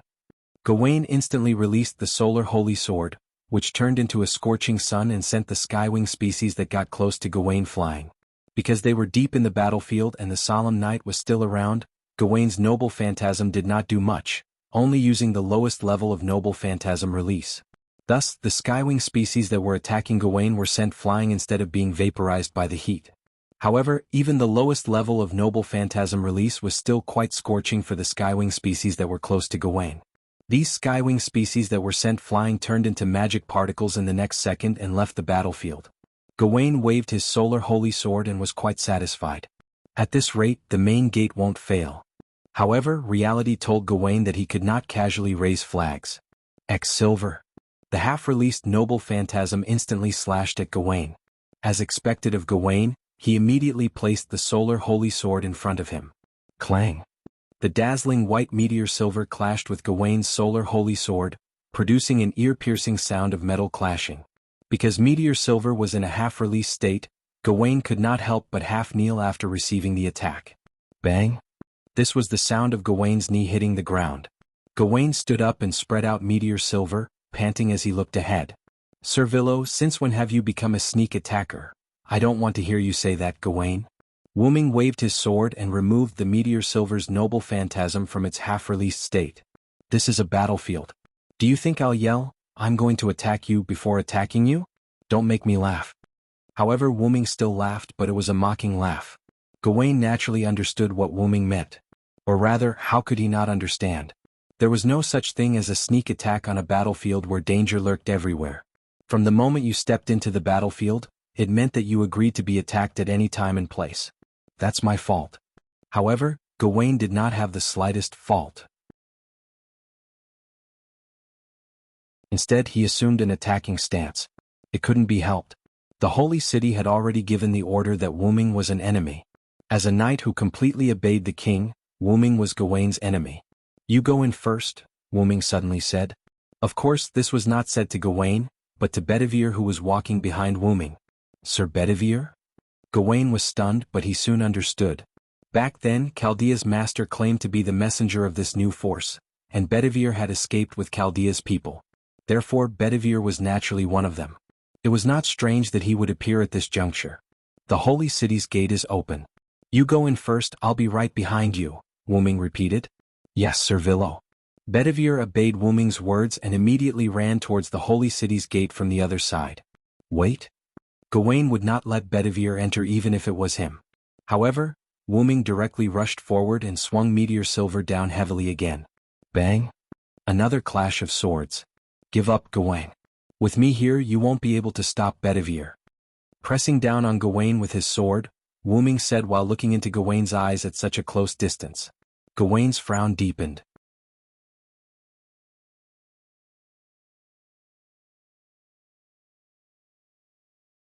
Chapter 785. As a comrade who had served King Arthur for many years, Gawain understood Wu Ming very well, just as Wu Ming understood Gawain very well. Similarly, Gawain also understood how terrifying Wu Ming was. He had a mysterious background, an ageless face, and mysterious runic magic. Even in the Knights of the Round Table, Wu Ming's martial prowess was one of the best. Unlike Gawain's wide-open swordsmanship, Wu Ming's swordsmanship was both wide-open and agile. This was all thanks to the teachings of Wu Ming's master and sister, Skaha. Wu Ming and Gawain exchanged blows. Sometimes their sacred swords would clash, creating sparks. Sometimes they would dodge, creating dangerous situations. Sometimes they would attack and defend quickly, their swords dancing in the air. In the end, they would occasionally kill a few Knights of Solemnity and Skywings.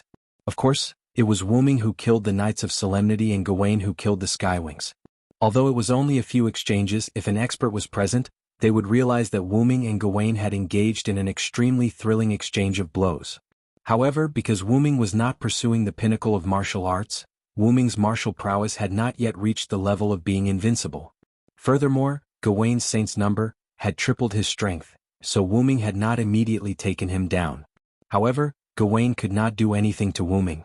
As expected, you haven't changed, Gawain. Wu Ming and Gawain stood a few meters apart, staring at each other. Wu Ming and Gawain had exchanged a few blows, undoubtedly to test Gawain's ability. Gawain was exactly as Wu Ming had expected him to be. After all, I'm already dead. How can I grow? Gawain would not ignore Wu Ming just because he was an enemy. But even so, Sir Villo, you can't take me down immediately. With the protection of Knightless, Gawain was even confident that he wouldn't lose to Wu Ming. In this way, Bedivere, who had barged into the Holy City but didn't receive any reinforcements, was no longer a concern. After all, Gawain was still in the Holy City. So, while you stopped growing, I didn't stop growing at all. It was also because of this that Wu Ming didn't do much research on martial arts. Unlike Luo Hao in the God Slayer world, who had studied martial arts to the extreme and reached the pinnacle of martial arts, Wu Ming was neither interested nor necessary. After all, Wu Ming only needed the means to defeat the enemy. Wu Ming stabbed the Meteor Silver into the ground and held the sword hilt with one hand. He then closed his eyes and placed his other hand on his heart as he began to chant. I am the strongest and I hold victory in my hands. No matter if it's a human or a demon, he's someone who will defeat all his enemies. Not good? Before Wu Ming finished chanting, Gawain sensed danger. He absolutely could not allow the other party to finish reading this inexplicable sentence. That was what Gawain thought. Gawain stomped on the ground and rushed toward Wu Ming with the solar holy sword that was beginning to heat up. However, Gawain's speed was not as fast as Wu Ming's mouth. I will defeat any enemy that stands in my way. The moment he finished chanting, Wu Ming opened his eyes. His originally red eyes had now turned golden, and a golden mist began to appear around Wu Ming's body. Excalibur Gallatin. Gawain instantly released his noble phantasm and attempted to use it to attack Wu Ming. However, a large golden hand grabbed Gawain's body instantly. The golden mist around Wu Ming began to spread and solidify, forming a golden giant with only the upper half of his body. The hand that grabbed Gawain was none other than the giant's hand. Gawain's noble phantasm exploded in the giant's palm, and the flames of the sun seeped out from the gaps between the giant's fists like fireworks. Immediately after, the giant seemed to stand up, its two legs stepping out of the ground and firmly landing on the ground. Boom, boom. The giant landed with two loud thuds, causing the Skywings and the Knights of Solemnity to stop in their tracks. How could there be an enemy like that? It was a good thing that the Skywings had gone berserk and could not speak, or else they would have been very excited. Everyone stopped what they were doing. This was not an act but a subconscious reaction. Everyone could sense the extreme danger of the golden giant, and they all stopped what they were doing. They all watched helplessly as the golden giant grabbed the sun, that was still spewing flames. Then the giant raised Gawain up high and slammed him down on the ground. The moment he hit the ground, the giant opened its palm and pressed Gawain firmly into the ground. Boom, whoosh. A deafening sound created a visible shockwave that swept through the entire battlefield with the golden giant at its center. Aya! Wah! The Knights of Solemnity and the Skywings were all sent flying.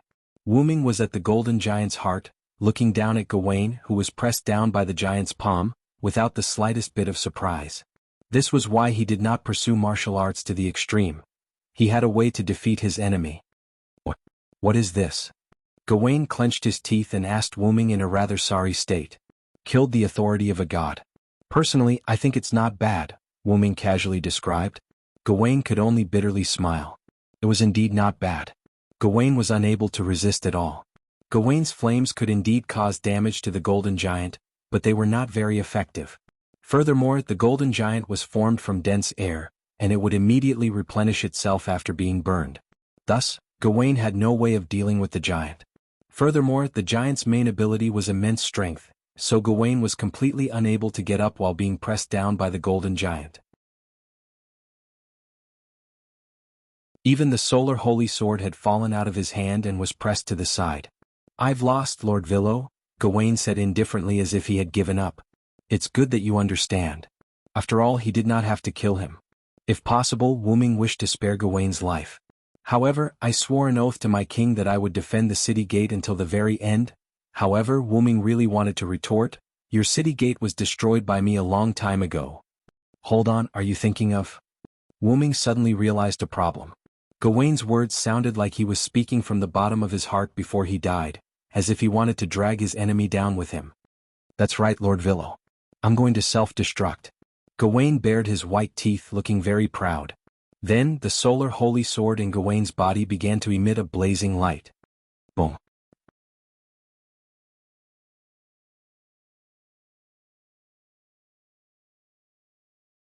Chapter 786. On Gadazzi's side, everyone followed Da Vinci to, or accidentally fell into a mysterious clubhouse. This clubhouse, in Da Vinci's view, was simply magic workshop. Da Vinci looked at the entrance in front of him and made such a judgment. What? Da Vinci, is this the magic workshop? However, for such a large-scale workshop, there should be records of it in history. Da Vinci fell silent. Because she couldn't find the information of this magic workshop from her memory. This is Atlas Courtyard. Suddenly, a man's voice came from the shadows. Who is it? Cursed Wrist Hassan, Hundred Faces Hassan, and Tranquil Hassan immediately took out their daggers, full of vigilance. Until the other party made a sound, Hassan didn't find a person in the shadows, which undoubtedly made Hassan lose face, but at the same time the other party also made Hassan feel danger. Hassan alone couldn't discover this unknown servant was dangerous enough. Senpai. Matthew also immediately summoned a shield and stood in front of Gadazzi. The man who made a sound in the shadows gave everyone the feeling that he was a servant after he leaked his aura. Confirmed that the other party is a servant. Master, please be careful. Matthew reported to Gadotsi. Arash, on the other hand, was not vigilant because of this, or Arash felt that the other party was not a bad person. Da Vinci we. Gadotsi just wanted to discuss with Da Vinci, but Da Vinci suddenly shouted as if he was possessed. Atlas Courtyard? Da Vinci took 2 steps forward and looked at the shadows. Is this really Atlas Courtyard? What's wrong with Da Vinci? Where is Atlas Courtyard? Gadotsi knew nothing about it, so she looked at Matthew, who had some understanding of the magic world. Senior, I don't know the details. I only know the name Atlas Academy. It's said to be one of the 3 major departments of the Magic Association, but it doesn't have any contact with outsiders. Matthew returned to Gadotsi based on his own understanding. Although it's one of the departments of the Magic Association, it's the same as the Imitation Scarlet Sea. It's a secret society that doesn't communicate with outsiders, Da Vinci explained. He's also an expert in alchemy. It's said that the 7 alchemy tools sealed in Atlas Academy can destroy the world 7 times, the man in the shadow explained. Destroy the world 7 times. This gave Gadotsi a fright. Ignoring Gadotsi's shock for the time being, Da Vinci revealed another secret. It's said that the headquarters of the Academy of Atlas is located in Egypt's Atlas Mountains. It seems that it's true. After all, this is the territory of Ramses II, which is Egypt, so it's not surprising that Atlas Academy exists here, the man in the shadow said and walked out of the shadow. He was wearing a suit like an English gentleman, holding a decorative cane in one hand, and a rather old pipe in the other hand, and a detective's face. Nice to meet you, everyone from Chaldea, Hassan, and the great hero of West Asia, Mr. Arash. The man with the pipe said everyone's identity as soon as he opened his mouth. This caused everyone to suck in a breath of cold air. Although the other party didn't completely say the name of Gadotsi, since he could say the name of Chaldea, then he should know the name. The other party should say it for brevity. I'm sorry for forgetting to introduce myself. The man with the pipe showed a rather sorry smile and then began to introduce himself. I am Sherlock Holmes, a caster servant. Nice to meet you, the last master of Chaldea, Rika Fujimaru. This time the other party said the name of Gadotsi, but that was not the point. The point was the other party's real name, which shocked Gadotsi and the others. Sherlock Holmes? At the gate of the Holy City. The big explosion caused by Gawain's self-explosion swept almost half of the battlefield. It could only be said that he deserved to be called the Sun Knight. His self-explosion was like a burning sun. It completely turned into a red fireball burning on the flat ground in front of the Holy City. However, this sun explosion only lasted for a short while, and soon the fireball disappeared, and the explosion stopped. However, the entire battlefield was destroyed. Because the Holy City was protected by the city walls, other than the street without the city gate that had turned black and melted, the walls of the Holy City were just like bricks that had been severely burned by the flames. There was basically no major problem. On the flat ground in front of the Holy City, there were no jagged holes, only a huge semicircular pit, which was mainly caused by the fireball. The huge pit was filled with magma, and the high temperature had caused the ground to melt. Whether it was soil, rocks, minerals, or anything else, they had all melted together to form this magma. It was also because of the explosion of the sun that the Knights of Solemnity were basically all dead, and only a few Knights of Solemnity who were far away from the explosion were still alive. In other words, their bodies were still there, but they had already lost their vitality inside their armor. The moisture in their bodies had been completely dried up, which was the fate of the Knights of Solemnity at the very edge. Compared to the Knights of Solemnity, the Skywings were both better and worse. Most of the Skywings, like most of the Knights of Solemnity, were instantly melted by the explosion of the sun, and left the battlefield. However, because they were servants, the Skywings at the very edge were not as dried up as the Knights of Solemnity. Instead, they stubbornly survived.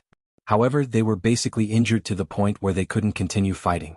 Wu Ming had been at the very center of the explosion and had indeed disappeared. In the center of the huge pit, in the slowly condensing magma, a golden hand suddenly extended out of the magma. Immediately after, a golden giant crawled out of the magma as if it had crawled out of a quagmire, but only half of its body was visible. Then the golden giant's head evaporated like gas and a figure flew out. This figure was none other than Wu Ming. Why do all of them like to self-destruct? Wu Ming was particularly perplexed by this point. To be honest, Wu Ming had encountered many enemies who liked to self-destruct, such as Shutendaji of the Winterwood Peculiarity, Ibaraki boy of the American peculiarity, and Mordred at the entrance of Higashi village. But to be honest, self-destructing isn't a bad method. Wu Ming chuckled. This was none other than Lord Hyunryong, who had used a different kind of self-destruct on Gorgon back at the Mesopotamia Singularity. However, thanks to Gawain, another one of my clones has lost its effectiveness.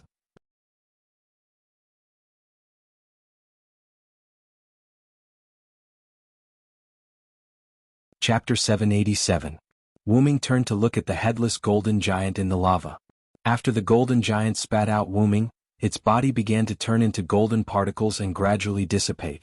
Wu Ming, who was completely protected by the giant, was unscathed, but his avatar had been rendered useless. However, it was not as if there was no good news. The solemn knights of the Holy City had basically been wiped out, and while the Skywings had also suffered heavy casualties, they had only lost their avatars.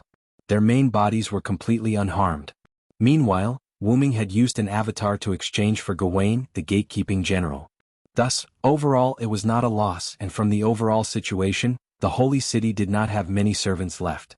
Meanwhile, on Wu Ming's side, putting aside the fact that the Skywing army had suffered heavy casualties from Gawain's self-destruction, Gopral had yet to leave.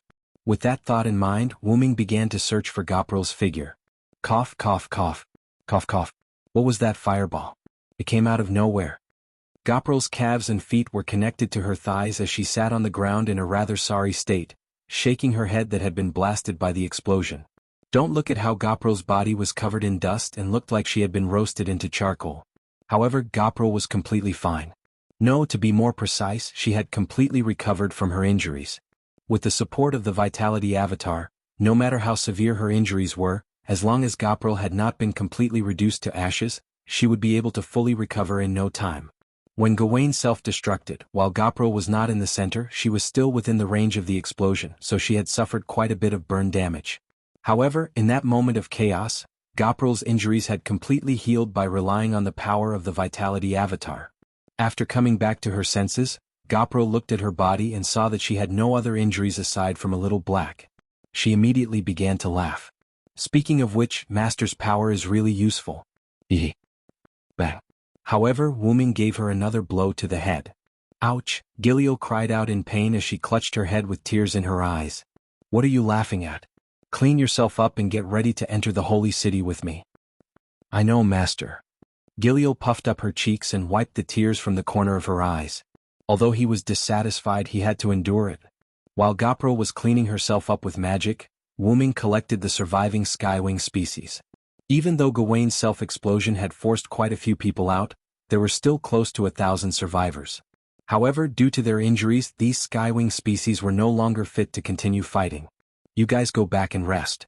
With that, Wu Ming gave the order for the gathered Skywings to return. Even if it was a servant, its main body would be fine even if it died here. Wu Ming did not wish to treat the Skywing species as a lifeless consumable.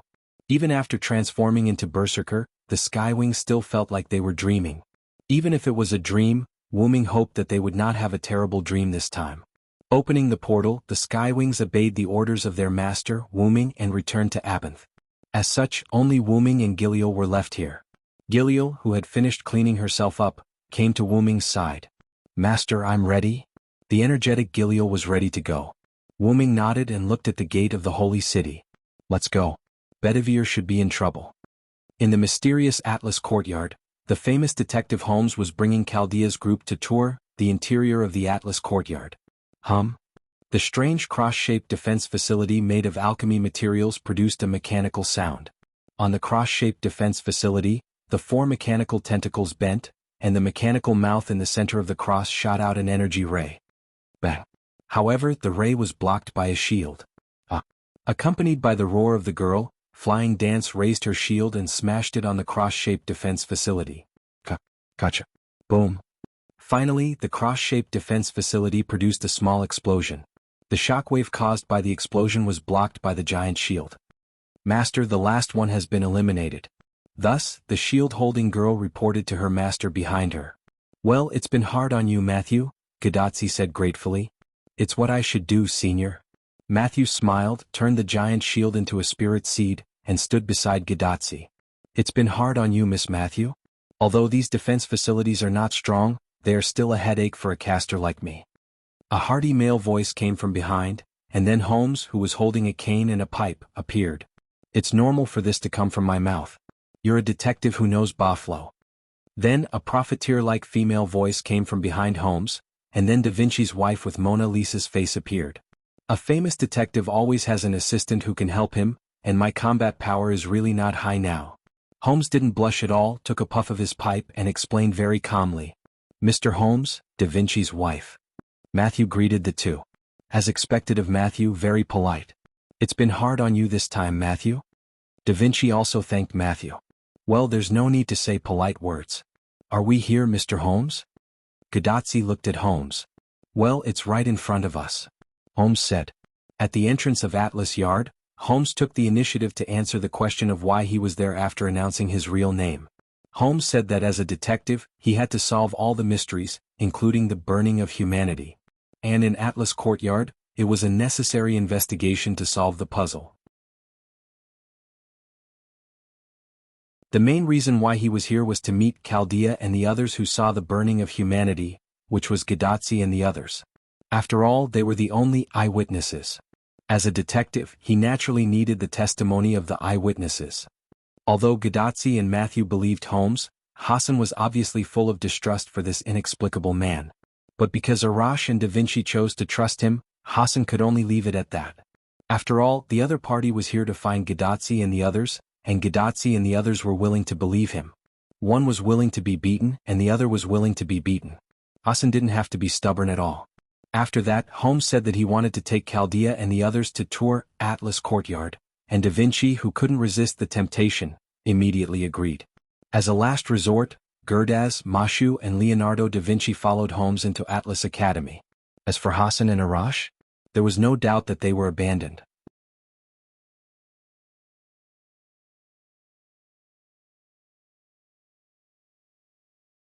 Chapter 788. Holmes rejected Arash and Hassan's entry with the reason that they have no need to enter at all. Arash was fine with it, but Hassan's bad temper couldn't be tolerated, and cursed wrist Hassan also thought that Holmes was full of problems. In the end, after Gadazzi and Da Vinci's comfort and persuasion, Hassan and Arash became gatekeepers. Holmes, Gadazzi, Matthew and Da Vinci entered Atlas Yard. Da Vinci was making a fuss along the way, while Gadazzi and Matthew answered Holmes' questions. Finally, after defeating the Guardian boss, step by step, everyone finally arrived at their destination. The defense facility that Matthew just destroyed was the last gatekeeper. Before entering the destination, Holmes looked at Gadazzi and spoke with emphasis. Fujimaru, do you remember my analysis? Of course I remember, Holmes. You said that King Solomon's burning of humanity was actually completed, so he was dismissive of humans. Correction, it was inferred from your testimony. Holmes took a puff from his pipe and corrected. However, Gadazzi just smiled awkwardly. I remember Mr. Holmes also said that King Solomon was preparing the next plan. In order to avoid Gadazzi's embarrassment, Matthew spoke up. So, do you know what that plan is? Because of Holmes's real name, Mashu, who was standing at the entrance of the Atlas Courtyard, was excited for a while. But this also made Holmes fully realize that Miss Mashu was his loyal fan. Holmes naturally answered all the questions from his fans. Of course I don't know. Such a righteous answer made Gadazzi almost fall down, and Matthew also didn't know what to say. As for Da Vinci, she was still enthusiastically studying the pile of defense facilities that Matthew destroyed. It could be said that Leonardo da Vinci had to study for a while every time he passed a level. Nothing could be done about it. The alchemy techniques of the Atlas Courtyard had aroused Da Vinci's interest. Or it could be said that Da Vinci was already interested in the alchemy techniques of the Atlas Courtyard. Finally, he turned to look at Holmes, who still did not show any signs of discomfort. If you don't know, you don't know. It's such a simple principle, isn't it? Although I don't know King Solomon's next plan, I have found some clues in the plan of burning humanity. After Holmes finished speaking, he walked to the front door. Come with me, said Holmes, opening the door and going in. Without any hesitation, Gadazzi and Matthew entered side by side. Upon seeing the new map, Da Vinci followed them immediately. After entering, both Gadazzi and Matthew's pupils shrank. Where is this? Inside the holy city, because they had lost the gate and most of the nights, there weren't many enemies on the streets. But similarly there weren't any humans around. It's too cold here, Wu Ming walked on the street, looking at the empty interior of the holy city and frowning. Could it be that the people who entered the holy city were treated as specimens and stored in the holy spear as Gawain said at the beginning? While Wu Ming was pondering, Gapro was not idle. Soon, she discovered that the magical fluctuations in a certain place were more intense. Master, there should be someone fighting over there. Gapro pointed in a certain direction. Let's go and take a look. If I'm not wrong, it should be Bedivere. After all, apart from Wu Ming, Gapril and Bedivere, there were no other enemies here. Yes. Gapril flapped her wings and flew ahead of Wu Ming. Wu Ming didn't land and flew in the direction Gapril flew. After turning a corner, Wu Ming saw the scene of Aguen leading a team of knights to surround Bedivere.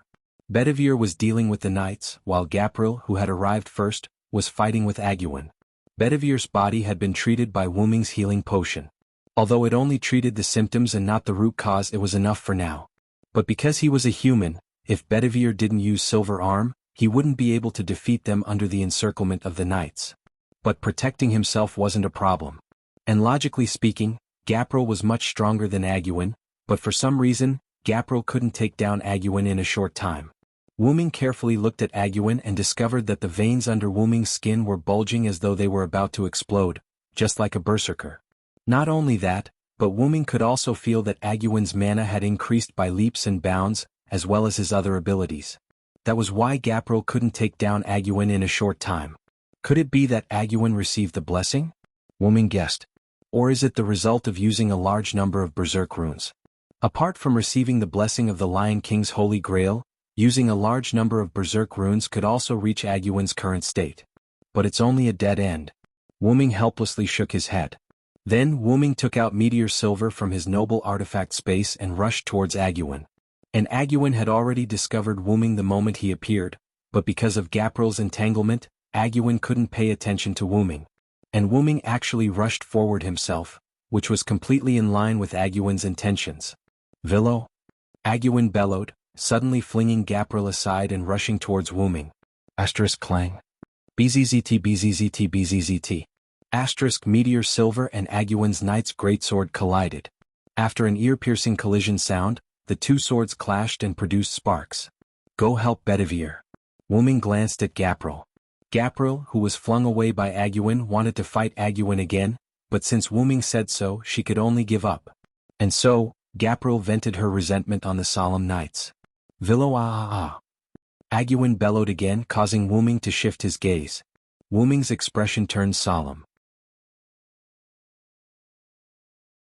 He could feel that Aguen's strength was growing bit by bit, and Wu Ming felt that he would soon be unable to suppress Aguen. As someone who was extremely close to Wu Ming, Aguen could naturally feel the changes in Wu Ming. Ha ha ha. How is it, Villo? This is the power of the Holy Grail's blessing and berserk runes. How is it? Isn't it very powerful? Ha ha ha.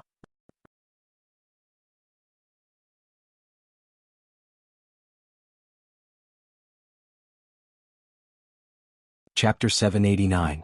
Wu Ming didn't guess wrong, but Wu Ming was only half right. Not only did Agravain receive the Holy Grail's blessing, he also used the berserk spell. This caused Agravain's ability to improve by leaps and bounds, so much so that Wu Ming had to take Agravain seriously. But the drawbacks are also very clear. Ager Regulus. Wu Ming was right. After receiving the Holy Grail's blessing and the berserk spell, Agravain's mental state was not as good as before. From an outsider's point of view, he was like a mental patient who had just escaped from a mental hospital, and a rather dangerous one at that. Ha ha ha. You're right. But as long as I defeat you, everything will be over. No one can be my king's opponent. And as long as you're not here, my king won't fall asleep every day to miss you. Just like that. Everything will be over.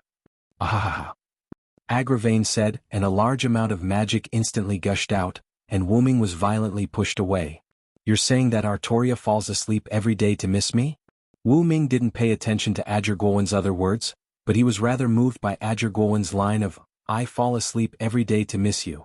If you miss someone so much that you have to fall asleep every day and relieve it through sleep and dreams, then that person must be very important to you. Wu Ming had an unrealistic thought. Everything the Lion King was doing was actually for him. However, Agravain didn't have the intention to answer Wu Ming's doubts.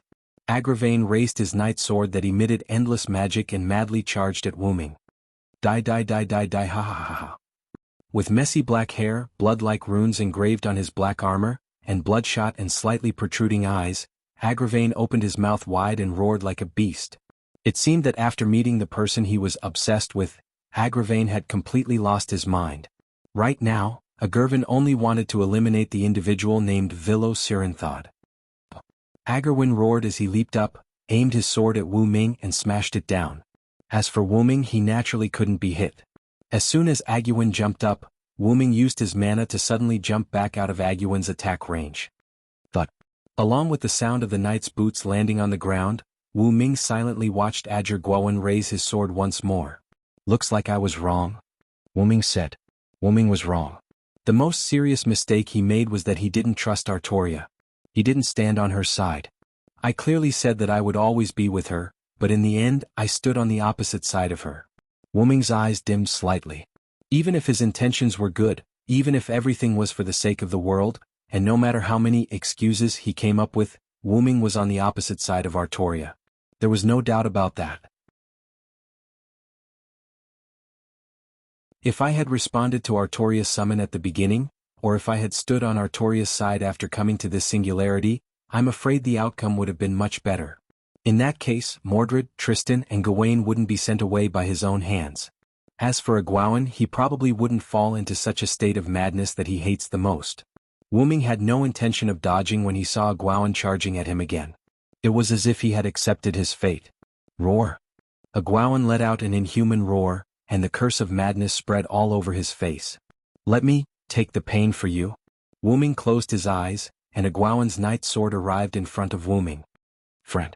As soon as Egwene's voice fell, he could clearly see the magic power sweeping across the surroundings, and the entire atmosphere froze.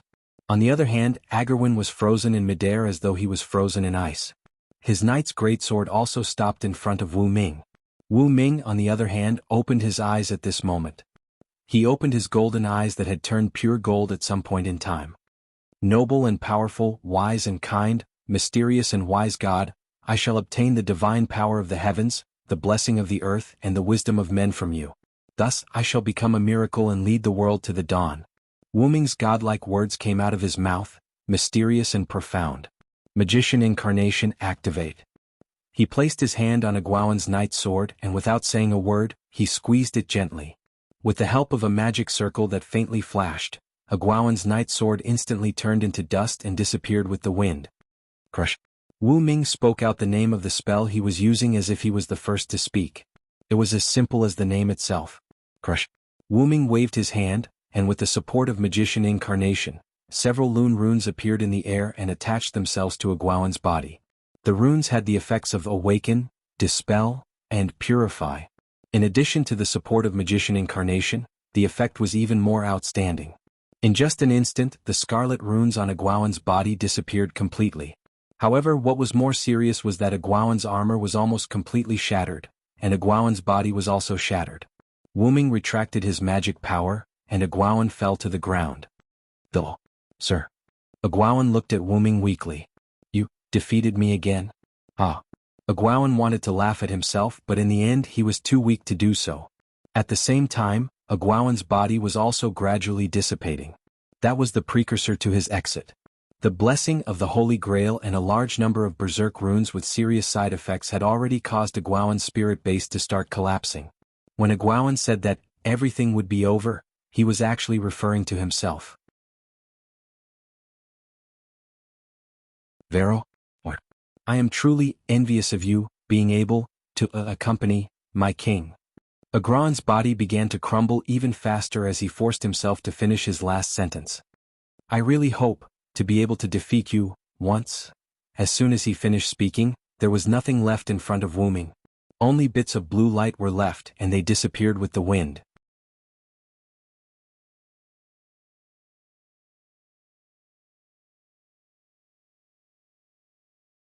Chapter 790.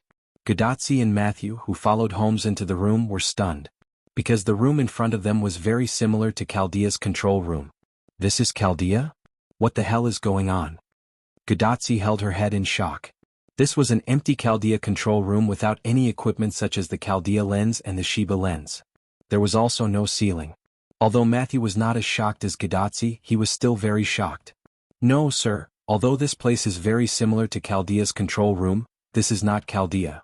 Holmes was not surprised that Matthew could make such a judgment. Because, although this place was very similar to Chaldea's control room in many aspects, this place was completely different from Chaldea's control room. After all, as mentioned before, this place was very similar to Chaldea's control room. Miss Matthews' judgment is very correct, and instead of saying that this place is very similar to Chaldea's control room, it's better to say that Chaldea is very similar to this place. With a hearty smile on his face, Holmes explained to Matthew and Gadotsi. Then he walked to the center of the control room. At this time, Da Vinci also spoke. "Ah, you still don't know." Da Vinci was not shocked at all, as if he already knew. "There is such a rumor in Chaldea." Da Vinci smiled mysteriously, then continued. "It is said that the Chaldea control room was designed according to the workshop in Atlas Courtyard." What? Gadotsi and Matthew were both stunned. They really did not know this news. Although they more or less did not believe Da Vinci's so-called rumor, such a rumor was probably only known by the higher-ups of Chaldea. However, what Da Vinci said was not unreasonable. Now that this singularity was older than Chaldea, then there must be Atlas Courtyard first, and then Chaldea control room. In this case, if there must be a distinction between who came first, it must be Atlas Courtyard first and Chaldea second. Da Vinci is right, Chaldea's control room was indeed modeled after Atlas Courtyard, or it was with the help of Chaldea Courtyard that Chaldea was established. Holmes followed Da Vinci's words. "I'm curious how you know so much." Da Vinci narrowed his eyes. Even she, the second servant of Chaldea, didn't know Chaldea very well, but Holmes knew Chaldea's affairs, as if he was the mastermind behind the scenes. "Ha, because this is Atlas Courtyard, there is nothing that can't escape." At this point Holmes changed his words. "Except for that, everything in this world can't escape the records here," Holmes said, pointing to the 3 giant stone tablets standing in this place. Because it was open air, the sun scattered here and shone on the 3 towering giant stone tablets. 3-pointed Hermes. Da Vinci slowly read the names of the 3 giant stone tablets. 3-pointed Hermes. Matthew took a deep breath. 3-pointed Hermes. Gadotsi was the same, but Gadotsi was not finished yet. "What is that?" Inside the Holy City, on the street near the central Holy Tower, Wuming, Jillian, and Bedivere flew, side by side on it. When Wuming used magician incarnation, the surrounding solemn night had been stunned by the magic power released by Wuming. The result of the solemn night was naturally taken care of by Jillian and Bedivere. As a result, the 3 people who were no longer blocked set foot on the road to the central Holy Tower. "Master, are you okay?" Jillian floated beside Wuming and asked cautiously. Since Aguin's exit, Wuming's whole person changed slightly. Jillian couldn't tell the change in Wuming, but she could feel it. Wuming shook his head, indicating that he was fine. Bedivere also saw the change in Wuming. So Bedivere spoke. "Master Villo, why don't you take the holy sword?" Before Bedivere could finish, Wuming stretched out his hand, indicating that Bedivere should stop talking. "I'm fine, Bedivere. You have to return the holy sword yourself. Your 1,000 years of waiting is not something I can replace." Hearing that, Bedivere's face became firm and showed an affirmative expression. After that, Wuming stopped, and so did Jillian and Bedivere. Because they had reached the foot of the Holy Tower. "Let's go, Bedivere." Wuming called out to Bedivere and started walking. What about me? What about me, Master? Have you forgotten about me?" Giliel was instantly unhappy. Why did he only call out Bedivere's name? "Don't I have to follow?" Wuming turned his head and smiled. "No need, Jillian. After all, this is your master's personal matter. You go to Tachika and the others." Wuming finished speaking, and a portal instantly appeared above Jillian's head. Before Gapril could react, the teleportation gate started to fall as if it was affected by gravity. As a result, Jillian was swallowed by the portal. When she fell to the ground, the portal disappeared, and so did Jillian. Wuming glanced at Bedivere, and Bedivere nodded, indicating that he was ready. The 2 walked up the Holy Tower step by step. Because the Knights of Solemnity were almost completely wiped out, no, it should be said that they were completely wiped out, no enemies came out to obstruct Wuming and Bedivere. The troops led by Adger were the last batch of Knights of Solemnity, and the only remaining Knights of the Round Table besides him was Lancelot. But because Lancelot was not in the Holy City, There were no enemies in the holy city. Without the slightest pause, Wuming and Bedivere were only one floor away from reaching the top. At this time, a beautiful figure appeared in front of Wuming and Bedivere. "Your Highness the Queen." Bedivere immediately knelt on one knee. That's right, the beautiful figure was Guinevere. "Minister Bedivere, no need to be so courteous," Guinevere said softly. Guinevere's meaning was very simple. Now that Bedivere was considered a rebel, there was no need for him to salute the enemy queen. This left Bedivere speechless. He wanted to explain, but when he opened his mouth he didn't know what to say. "Bedivere, you go up first," Wuming said to Bedivere. Although he didn't understand Wuming's actions, Bedivere had already carried out Wuming's order. Bedivere walked up the stairs step by step, leaving Wuming and Guinevere looking at each other.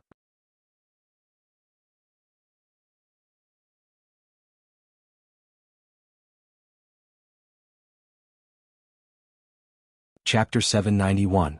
From the looks of it, you should know already. Guinevere crossed his arms and walked down the stairs to Wuming.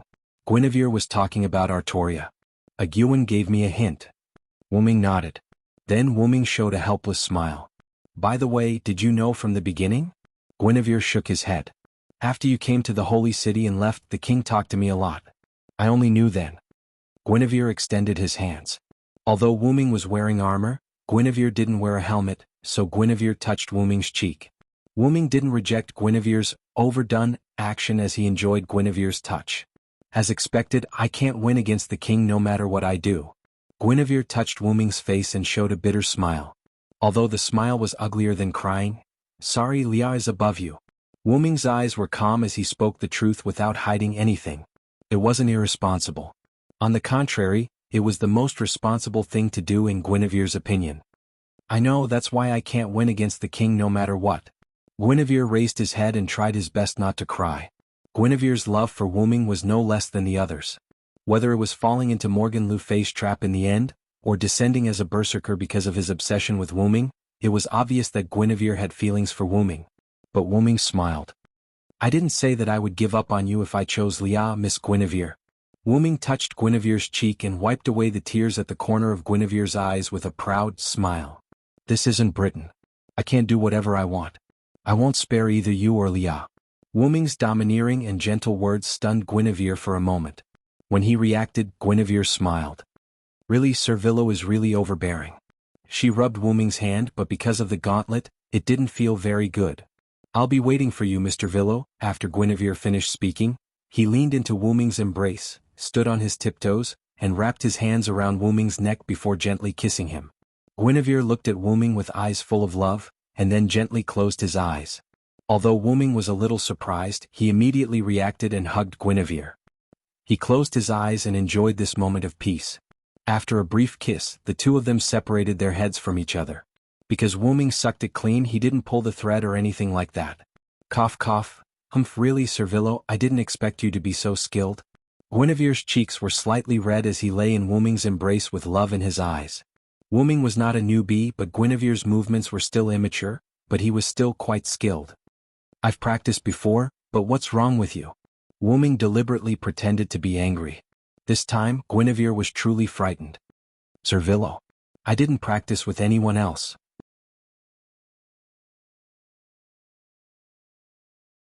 It's just that sometimes when I look in the mirror." Guinevere covered his mouth and blushed. "It's just a joke. I'll say it again, I'll always believe you." Wuming patted Guinevere's head and apologized. Although it was just a joke, Wuming was quite proud that he got Guinevere to talk. "Sir Villo, you're so..." Guinevere lowered his head. But it was time to end this. When he looked up again, Guinevere's cheeks were still blushing. "Sir Villo, this is the kiss I promised you. I'll always be waiting for you." It's a promise." In front of the three-pointed Hermes in the Atlas courtyard. Holmes explained a lot, but Gadazzi didn't understand the three-pointed Hermes at all. After all, Gadazzi's magic theory wasn't enough. So Holmes gave a rather simple explanation of Goo Goo. In the end, Da Vinci summarized it with one sentence.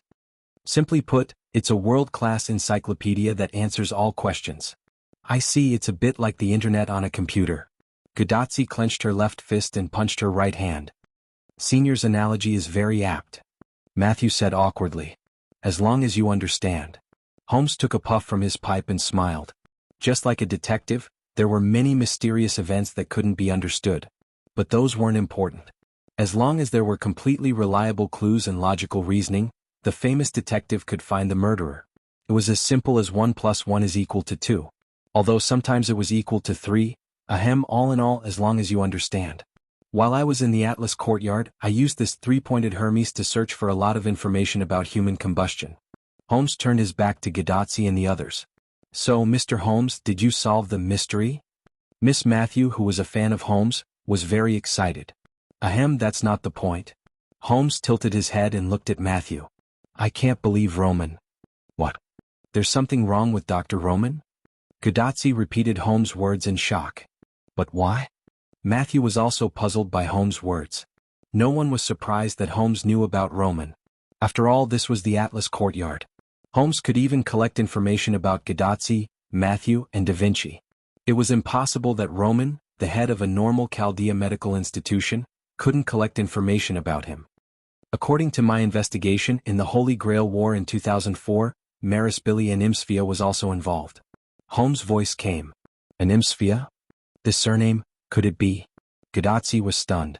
She didn't know Marisbili, but she noticed this person's surname. It was the same surname as Olga Marie. That's right, sir.